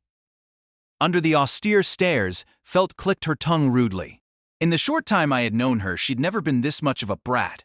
I guessed that it was a product of various things during the last month. I had been through a lot, but her transformation from a street urchin to a royal candidate was a Cinderella story to rival his. Felt was scanning the chamber to size up her surroundings when she suddenly noticed Subaru among the knights in the front row and brightened. Oh, hey! What are you doing here, mister? Felt shoved Reinhard away with a hand on his chest and walked over without a care. Where did all that ladylike behavior go? I wondered as I raised a hand, delighted to greet a friendly face. Hi! It's been a while. Looks like you're in good health. The instant the sunny greeting escaped his lips, she kicked Subaru straight in the stomach, sending him crumbling to his knees. Violence out of the blue. Subaru groaned, forcing himself up with one leg as Felt crossed her arms and nodded, remarking, Looks like your belly's all healed up, but you've got a whole bunch of new scars in other places. You okay there? If you're worried, take it easy on me, damn it! What's with the hard smack instead of a high? Geez, what if you'd broken something? It's not like it's been that long, either. Even though the wound was now fully closed, I had a big white horizontal scar right across my belly. I had scars from demon beast bites all over my body, too. I couldn't talk about scars on the back being the shame of a knight any longer. Though calm and reserved on the surface, Marcus motioned toward the dais, wanting to continue the meeting's proceedings. Lady Felt, if you were finished greeting your old friend, could you please come this way? Felt scowled at the solemn look on his face, glowering as she stepped forward. So what do you want me to do here? Act more like a lady, I would like to say, but instead I would have you hold this. Felt scowled at Reinhard's joke. Reinhard took a dragon emblem out of his pocket and deposited it in her palm. The gemstone immediately emitted a white light. I thought this back when I stole one of these too, but these are strange rocks. Why do they glow? Felt had blithely said something very dangerous. Marcus seemed to notice her careless statement. Stealing? Stealing? As you can see, the dragon jewel acknowledges Lady Felt as a maiden. Now that her participation has been confirmed, I believe that this royal selection now begins in a true sense. Marcus put a hand to his chest and knelt down on one knee. Reinhard followed suit, then all the knights of the Royal Guard. The knights reported their mission was a success. Thanks to their efforts, 5 dragon maidens had been found. In other words, the candidates for the next queen of Lugunica had been assembled. I see. Thus, this day will go down in history. This was the very definition of a huge must-see event. Surely everyone present had to be deeply moved by the occasion, or so I thought as I watched. And noticed that, for their part, the government officials appeared, troubled, with bewilderment and astonishment, plain in their expressions. And one man from among them stepped forward. Pardon me if I may? He was a middle-aged man with a stoop and unhealthy-looking bags under his eyes. He stroked his thick beard as an apparent nervous tic. I have no words sufficient to thank the Knights of the Kingdom, and the Knights of the Royal Guard in particular, for everything related to this royal selection ceremony. Without their assistance, it surely would not have been possible to arrange this in such a short time. You were too kind. However, and it brings me no joy to say this, even though we are following the Dragon Tablet, are there not various issues with those selected? You are saying what exactly? I am wondering if we have been too focused on those qualified to be dragon maidens, and not enough on those qualified to wear the very crown of the kingdom without becoming an object of ridicule. The declaration of the hunchbacked man was clearly tinged with anger. The covenant with the dragon is the gravest matter. Lugunica has come this far as the dragon friend kingdom and cannot survive as a nation without the covenant. But valuing the covenant so much more than the people will sow the seeds of future discord. In other words, the dragon maidens that we knights spilled our blood to search for would not make kings worthy of our fealty?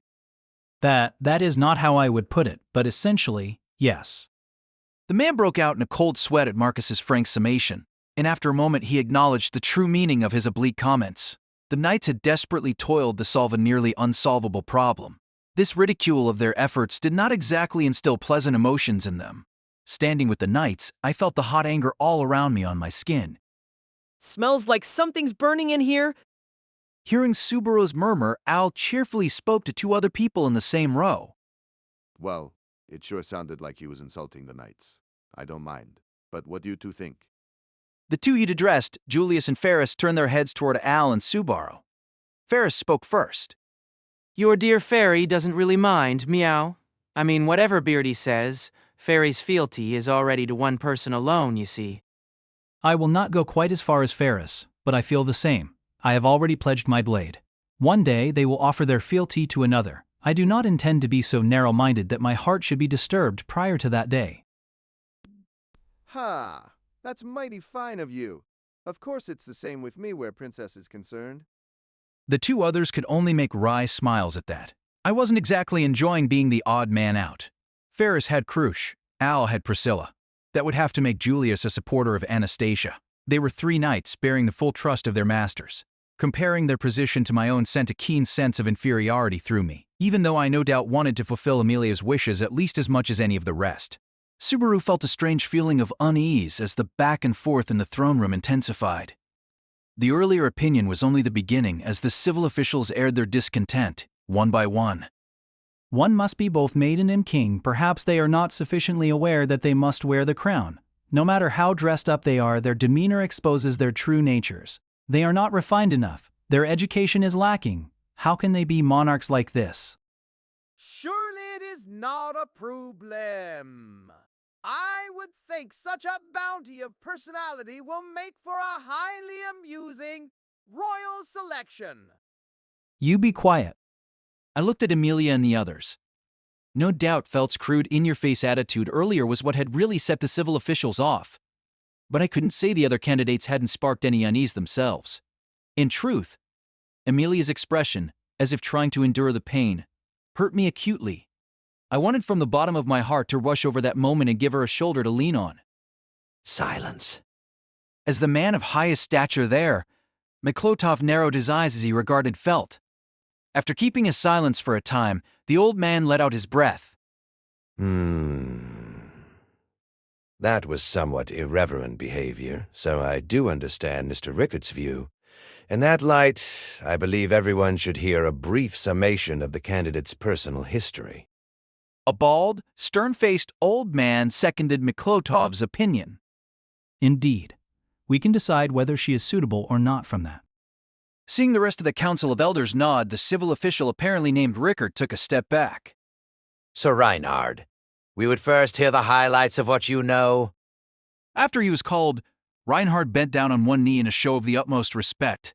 I wasn't even involved, but a cold sweat broke out over me nonetheless. After all, a blunt telling of the truth would naturally expose Felt's life of crime and stir up more problems.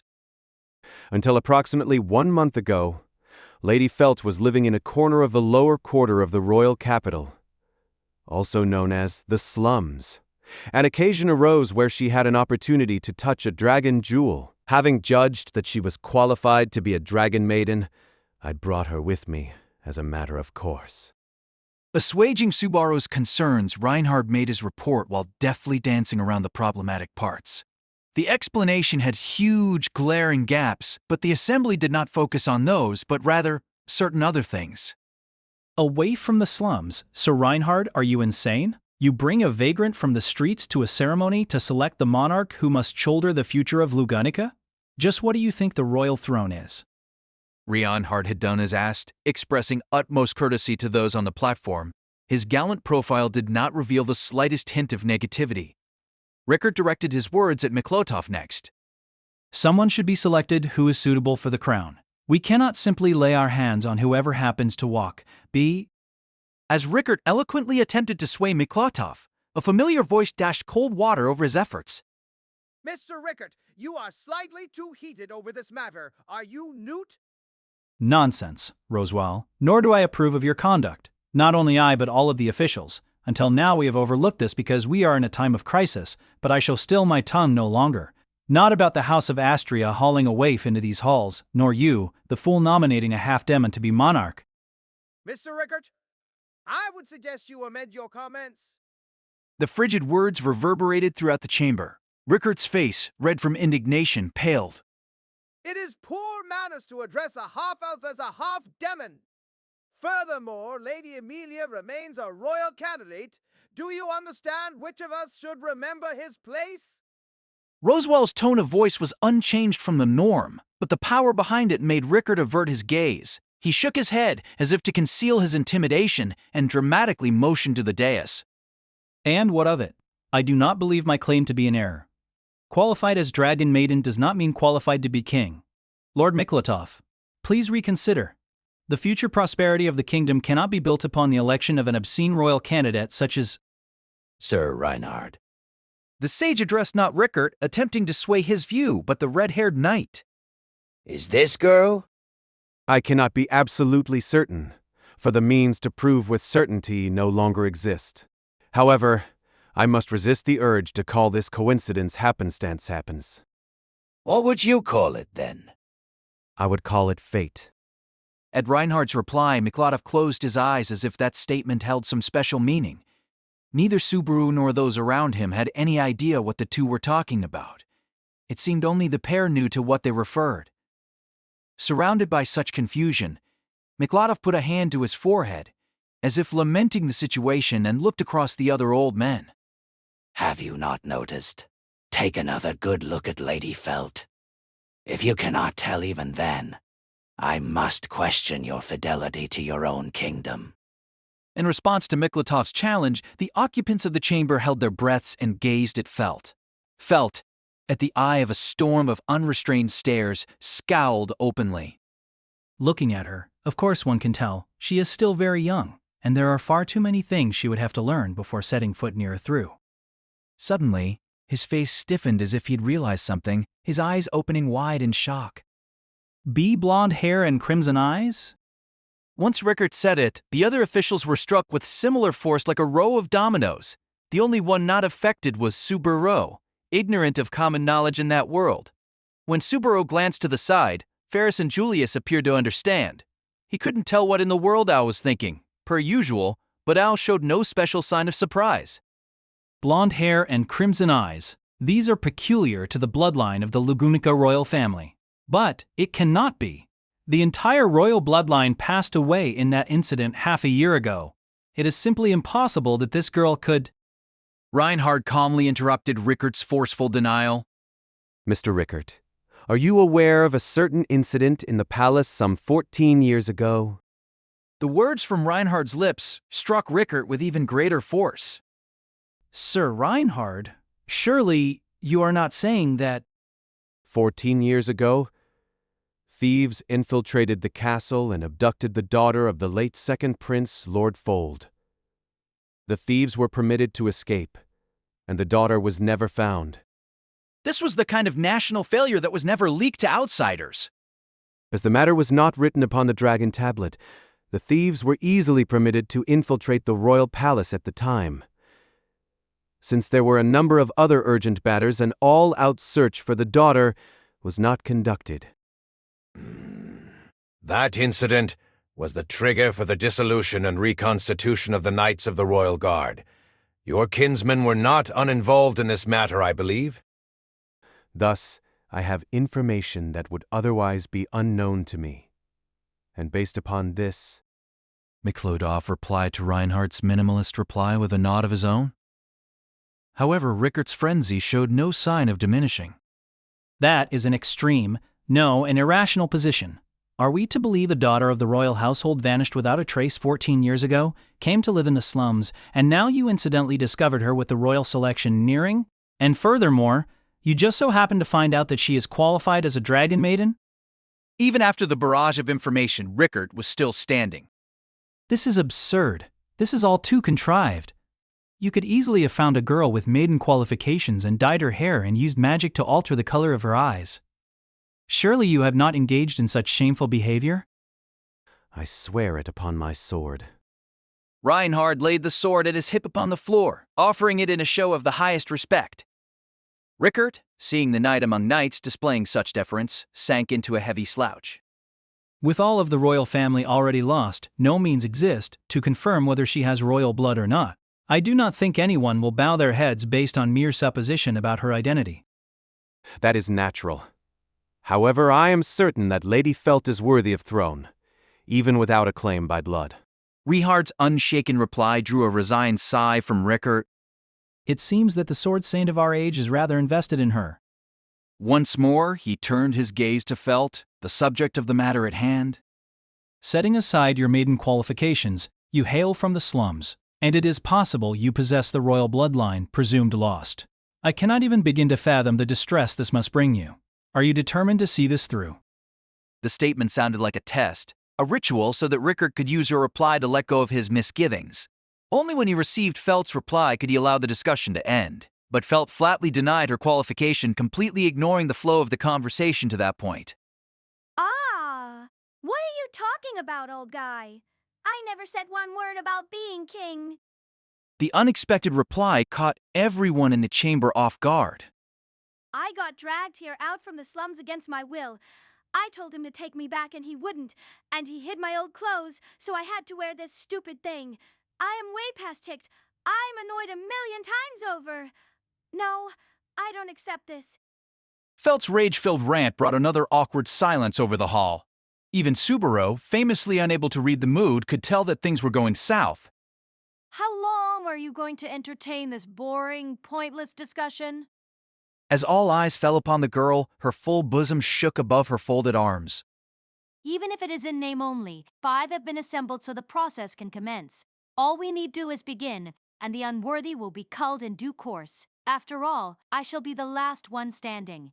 Whether the excess baggage is qualified to be king or not is completely beside the point. Priscilla's brash, irrational argument drew a heated reaction from Felt. Ah! She leaped down from the dais and glared at Priscilla head-on.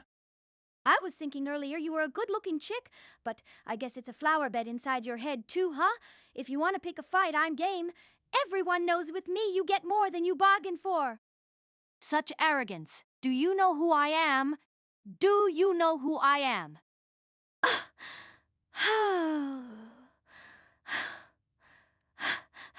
Like I'd know. Felt brushed off Priscilla's statement with a loud laugh. Priscilla's eyes cruelly narrowed. With Subaru's breath catching from the decisive change in the atmosphere, Al shouted from beside him, in support, beside him. Princess, this is...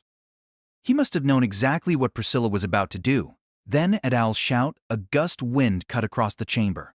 Reinhard moved directly in front of her in a split second and spoke in a quiet voice. Pardon me, Lady Priscilla.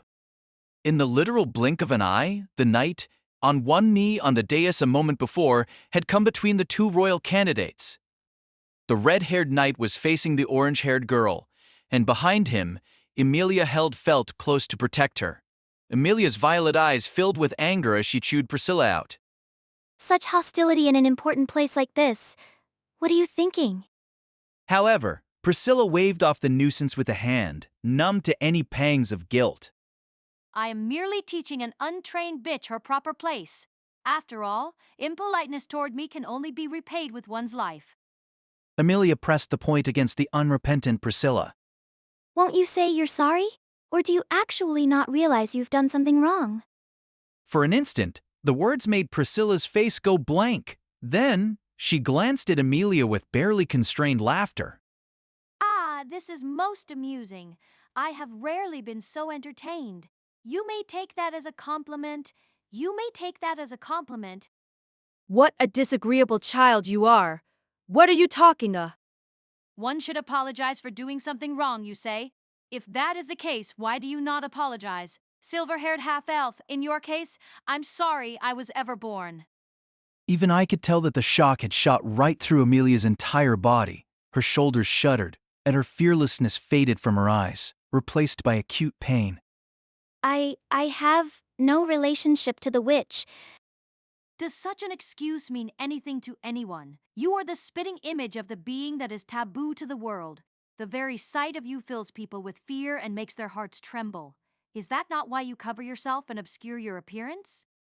Assaulted on all sides by Priscilla's acrimonious words, Emilia silently bowed her pale face. Even I understood Priscilla's meaning. I understood it, but I could not accept it, for it unjustly brought pain to Emilia for reasons that had nothing to do with her whatsoever. I couldn't take it anymore. Yet, once again, Subaru had to wait to act as Al, his face unreadable under his helm, offered a frank critique of Priscilla's despotism. Princess, can we leave it at that?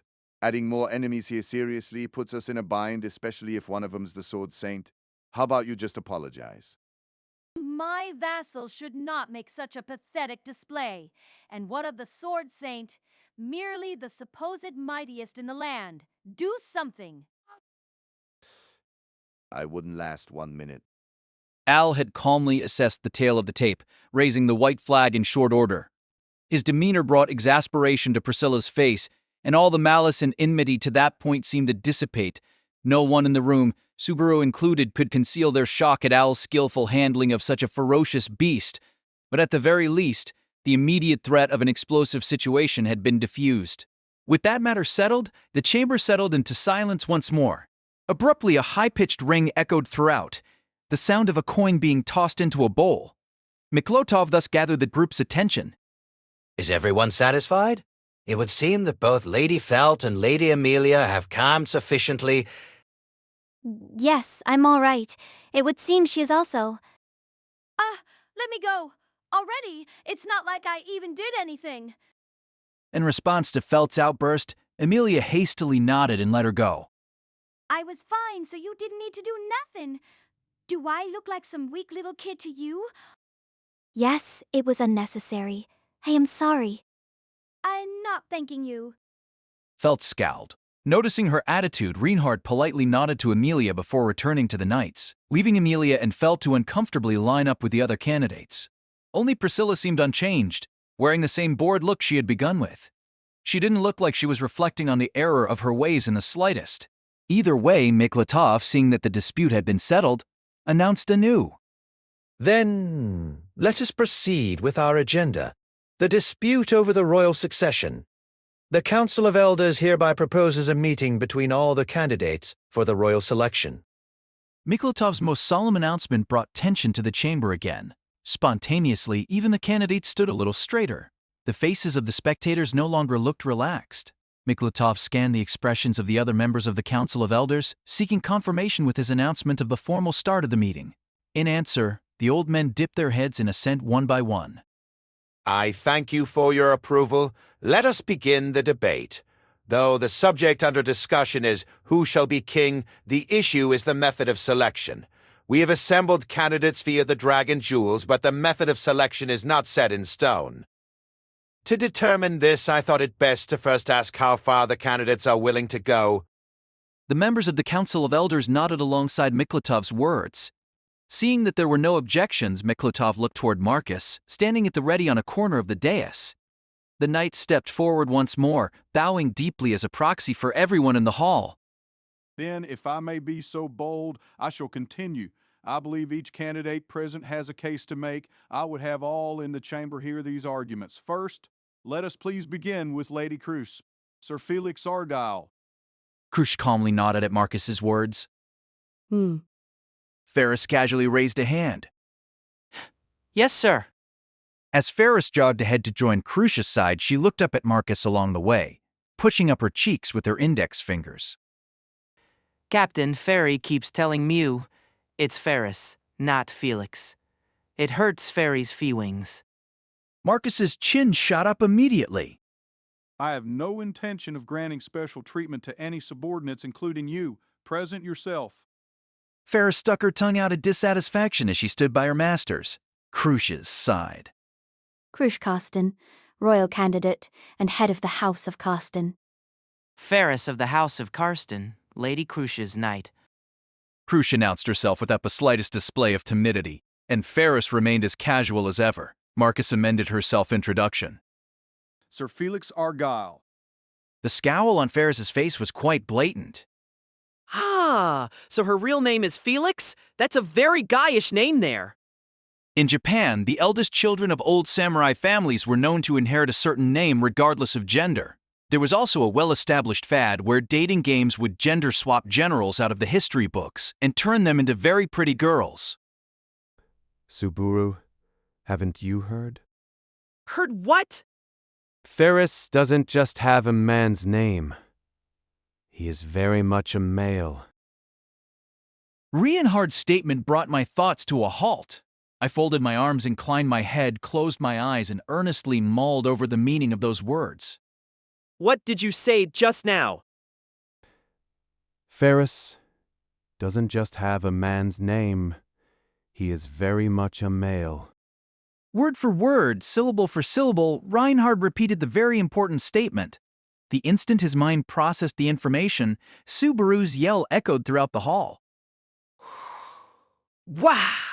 That's a guy! Or is the knight among knights just really bad at jokes? This isn't funny. He wailed as he looked Ferris over from top to bottom. Certainly Ferris was tall for a girl. But those facial features and body contours struck him as completely feminine. Some parts were understated for a woman's body, but there were plenty of women in the world with flat chests, even as adults. That wasn't proof of anything. However, Cruz, having maintained her silence on the matter until then, affirmed that the cause of his shock was the truth. Ah, it is your first time seeing him. I can firmly declare that my knight, Ferris, is a man. Anyone can say anything. I need proof. Yeah, I won't believe without proof. When I was young, Ferris and I bathed together, and he certainly had a male organ between his. I'm very sorry. I don't want to make a pretty girl speak of male organs. My mistake. And thus, Subaru surrendered in spectacular fashion. He glared at Ferris, now standing at Cruz's side. This is your fault too, damn it! You led me on. A guy under those cat ears, ugh! Just remembering that nibble is making me shudder. Hey, Meow. You got it wrong all on your own, Subaru. Fairy never said one word about being a girl. Don't mess with me! You bitch! Correction! You bastard! Ferris giggled, sticking his tongue out with a wink. Cruz seemed satisfied as she commented, Everyone makes that face when they find Meow. It's so amusing and never gets old. Not many have such a big reaction, though. This brought an uncharacteristic scowl to Miklotov's face. It is in poor taste to continue this. Knowing what shall result, Lady Cruz.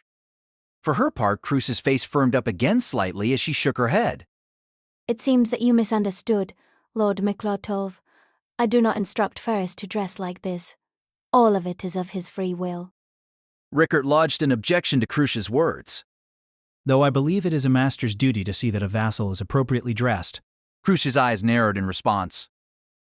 It is a master's duty to see that a vassal is appropriately dressed, you say. In that case, I indeed desire that Ferris be dressed as he is now. Do you understand why? Why, I wonder? It is very simple. One should be attired in the manner that makes one's soul shine the brightest.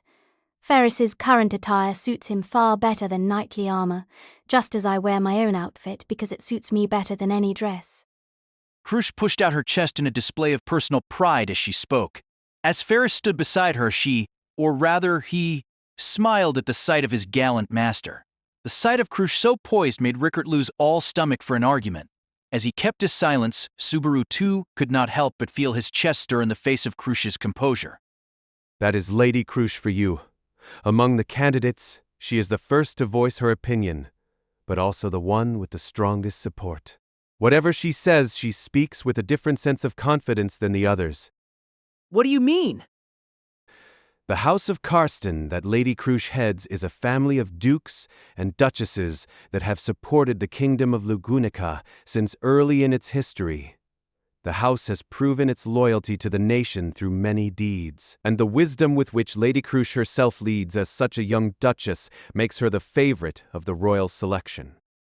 So she's, I see, the favorite based on early scoring.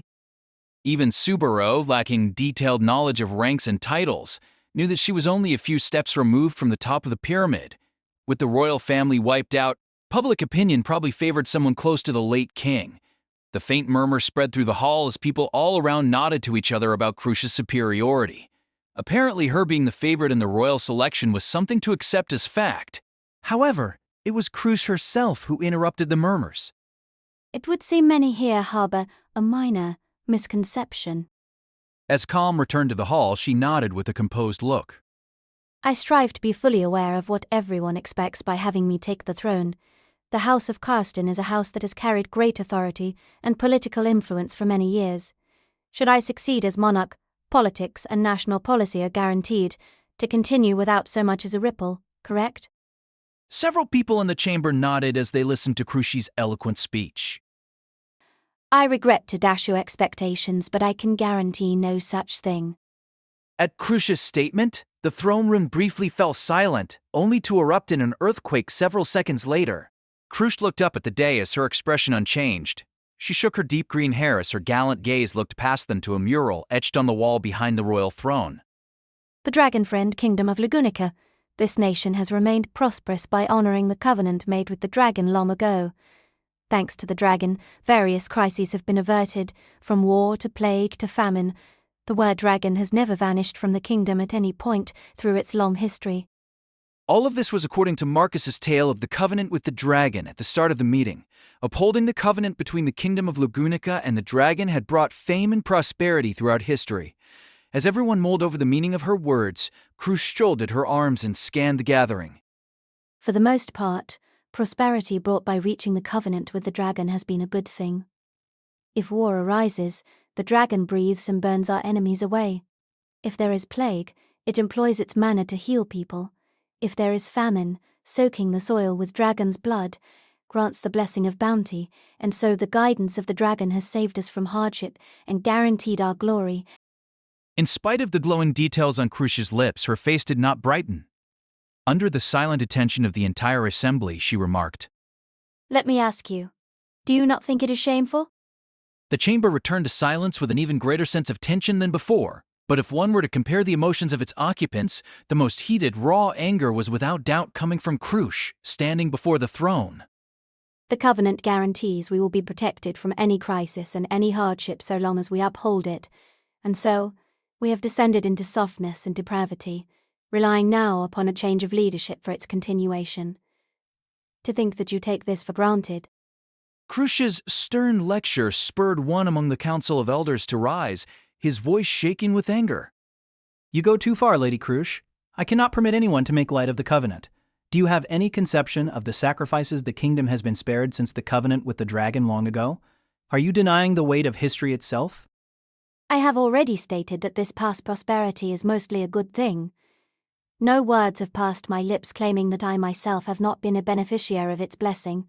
The house of Carston was born with the kingdom and has shared in its glory. Had a crisis destroyed the kingdom, my house would have shared its fate. Whenever the dragon has saved the nation, it has saved my house as well. Crush paused briefly. However, the future is a different matter. Do you think nothing of the pathetic sight you make at this moment? Have you not ceased to use your minds because you cling to the dragon and the covenant? When war, plague, and famine assail the kingdom anew, is there nothing we can do but sing the dragon's praises? That is...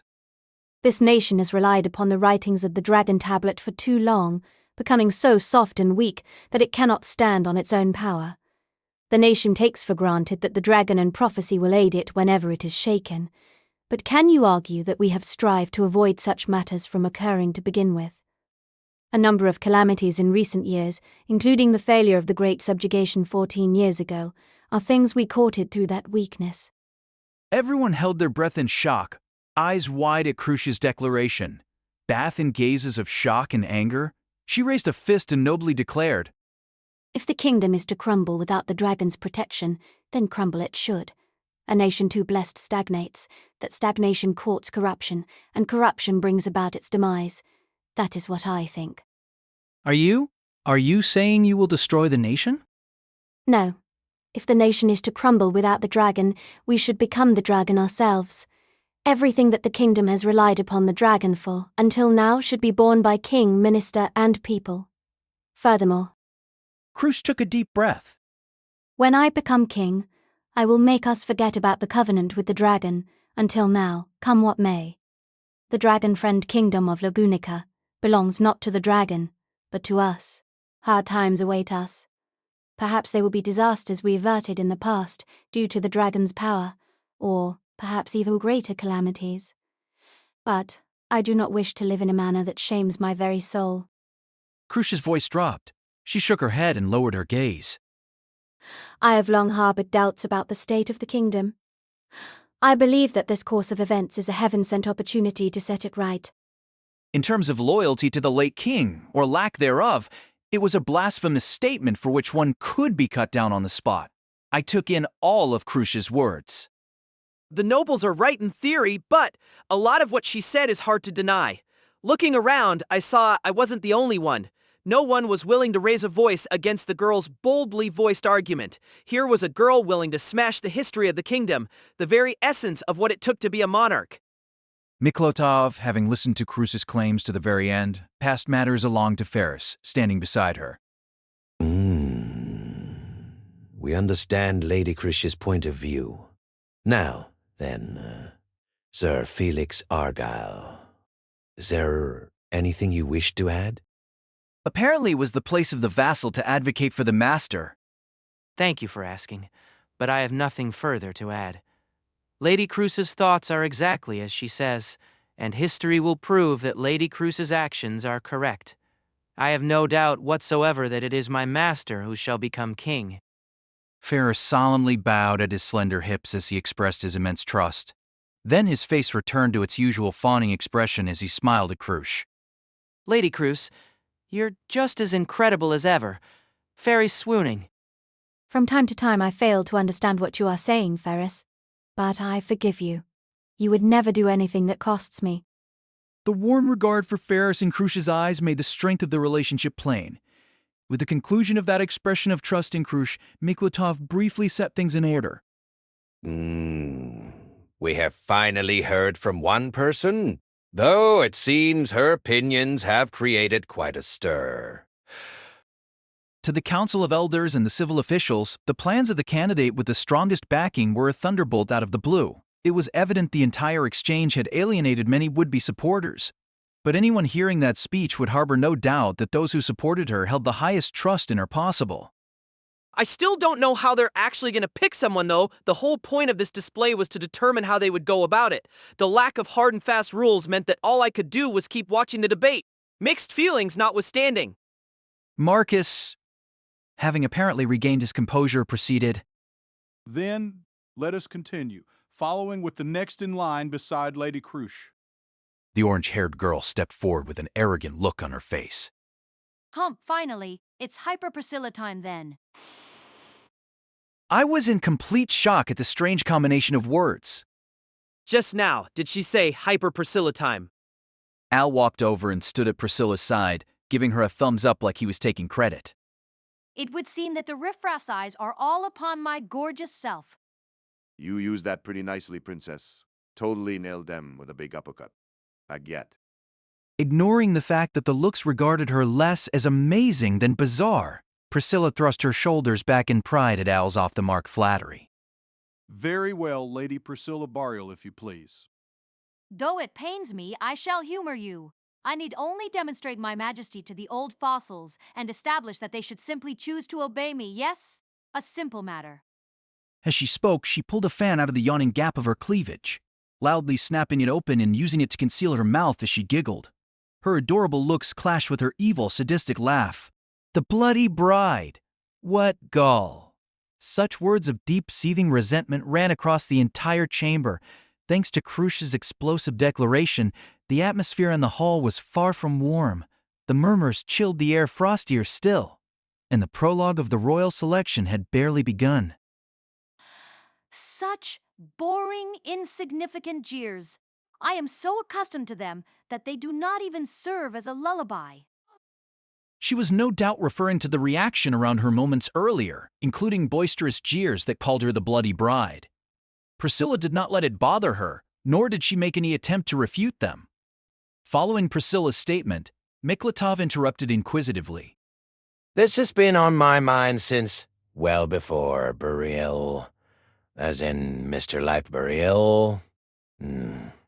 Now that I think of it, I have not seen any sign of Mr. Lipe.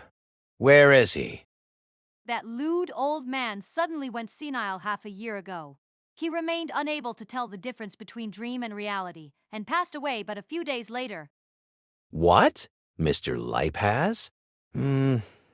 Lady Priscilla, what does that make your relationship to Mr. Lipe? With Miklatov expressing surprise, Priscilla dully commented on the death of her partner. I suppose it makes me his widow. He had not touched me with so much of a fingertip, so our relationship is quite literally in name alone. Princess, isn't it just a little too harsh to put it that way? Priscilla paid him no heed, sweeping her gaze across the crowd as if daring anyone else to complain. A meaningless death to end a worthless life. If the life of that old man had any meaning whatsoever, it is in the fact he transferred his entire estate to me. Accordingly, the house of Bariel is mine. Her stare only increased the discontent in the hall, but no one actually lodged an objection. Even Rickard, having protested against Cruce with such vehemence, apparently lacked the courage to enter a war of words with an opponent immune to logic, and so Miklatov replied, I understand then. As Mr. Lipe was an acquaintance of many years, I regret to hear of his passing, but I see that your claim is on firm ground, Lady Priscilla. But, of course, As Priscilla arrogantly nodded, Miklotov now shifted the conversation to the vassal at her side. Though I would like to press for further details. Does the knight beside you have anything to add? Al's yawning reply did a splendid job of drawing the antagonism all around him. It was as if the servant was cooling off the heat that his master had brushed to the hall. Yes, you. Your attire is highly unusual. I have not seen you among the knights of the Royal Guard, and your helm. Oh, can you tell this was made in Lugunica, down south? It was a lot of trouble getting it out of there. It's tough, so it's held up for a long while. Also, it looks cool, so it's pretty important. A Wallachia Empire? Then, you are not assigned to the Knights of the Royal Guard. I've cut all my connections to Wallachia. Now I'm a wanderer who goes with the flow, so please just call me Al. Also, you seem a little upset that I'm not showing you my face. Can you give me a break on that? Al's profusion of rude statements drew even sharper glares. Under so much attention, Al deftly slipped his one hand under the chin of his helmet and began to lift it up. Out of the blue, someone let out a pained cry as the helm rose to about mouth level. It was hard to blame him for that. After all, the visible part of Al's face was blanketed with old scars from burns, cuts, and perhaps other sources still. It was no exaggeration to say his scars were 10 times as bad as Subaru's. So you see, my face is a sorry sight. That's why I hope you permit me the discourtesy of keeping my face covered in front of everyone. Marcus interrupted. This may be an even greater discourtesy. If you hail from Wallachia with such wounds, were you a sword slave by any chance? Hey, that's the captain of the knights for you. That empire likes to keep its secrets, but apparently you know a thing or two about the darker parts of it. Yes, I was a sword slave, a 10-odd years vet at that. Murmurs spread across the chamber once again as the term sword slave was repeated on the lips of many a knight. From the words forming the compound, it seemed to mean a sword-wielding slave. I take it you were in a battle or two then. That's the size of it, bro. I messed up when I was young and lost an arm that way, you see. Al, ever playing the fool, didn't flinch from discussing the gruesome experience. For their part, those who had gazed upon him with such hostility moments before were now dumbstruck. But Subaru was shaken by the impact even more than the rest. Back in the dragon carriage, Al hadn't said much about his own body. He downplayed the cause of losing his other arm and dodged the subject of his helmet altogether. But I had been subconsciously avoiding that subject too. After all, just like me, Al had been summoned there from another world. In other words, his experiences hit me very close to home. Losing an arm, having his face scarred up to the point he couldn't show it to anyone else. That was a future I, with countless scars already carved into my body, could easily have encountered for myself. If the icy chill running up my spine was any indication, I would never have been able to endure it. Miklotov spoke again. Hailing from the Empire of Wallachia, is that why you came to stand at Lady Priscilla's side? not at all. It is the result of a little game of mine. From the beginning, my becoming king was as good as divine providence. The result will be the same regardless of my vassal. And so, I am free to select the vassal that I like. As a showpiece, this man is sufficiently amusing and then some. How did you come to select him then? What, you want to know? I caught sight of him in a bodybuilding contest I held on my estate, with the winner to be offered the job of my vassal. It was an amusing sight. Priscilla gave Al a glance rich in meaning as she replied to Miklotov. I see. So he was the winner of that contest Al corrected him. Nah, I didn't win it. Life's not kind enough for a one-armed guy to beat a pack of beefy bodybuilders. I was lucky to round out the top 5 at the victory ceremony. Miklotov's face registered surprise that Al would interrupt even him? My word. Then how did you become Lady Priscilla's vassal?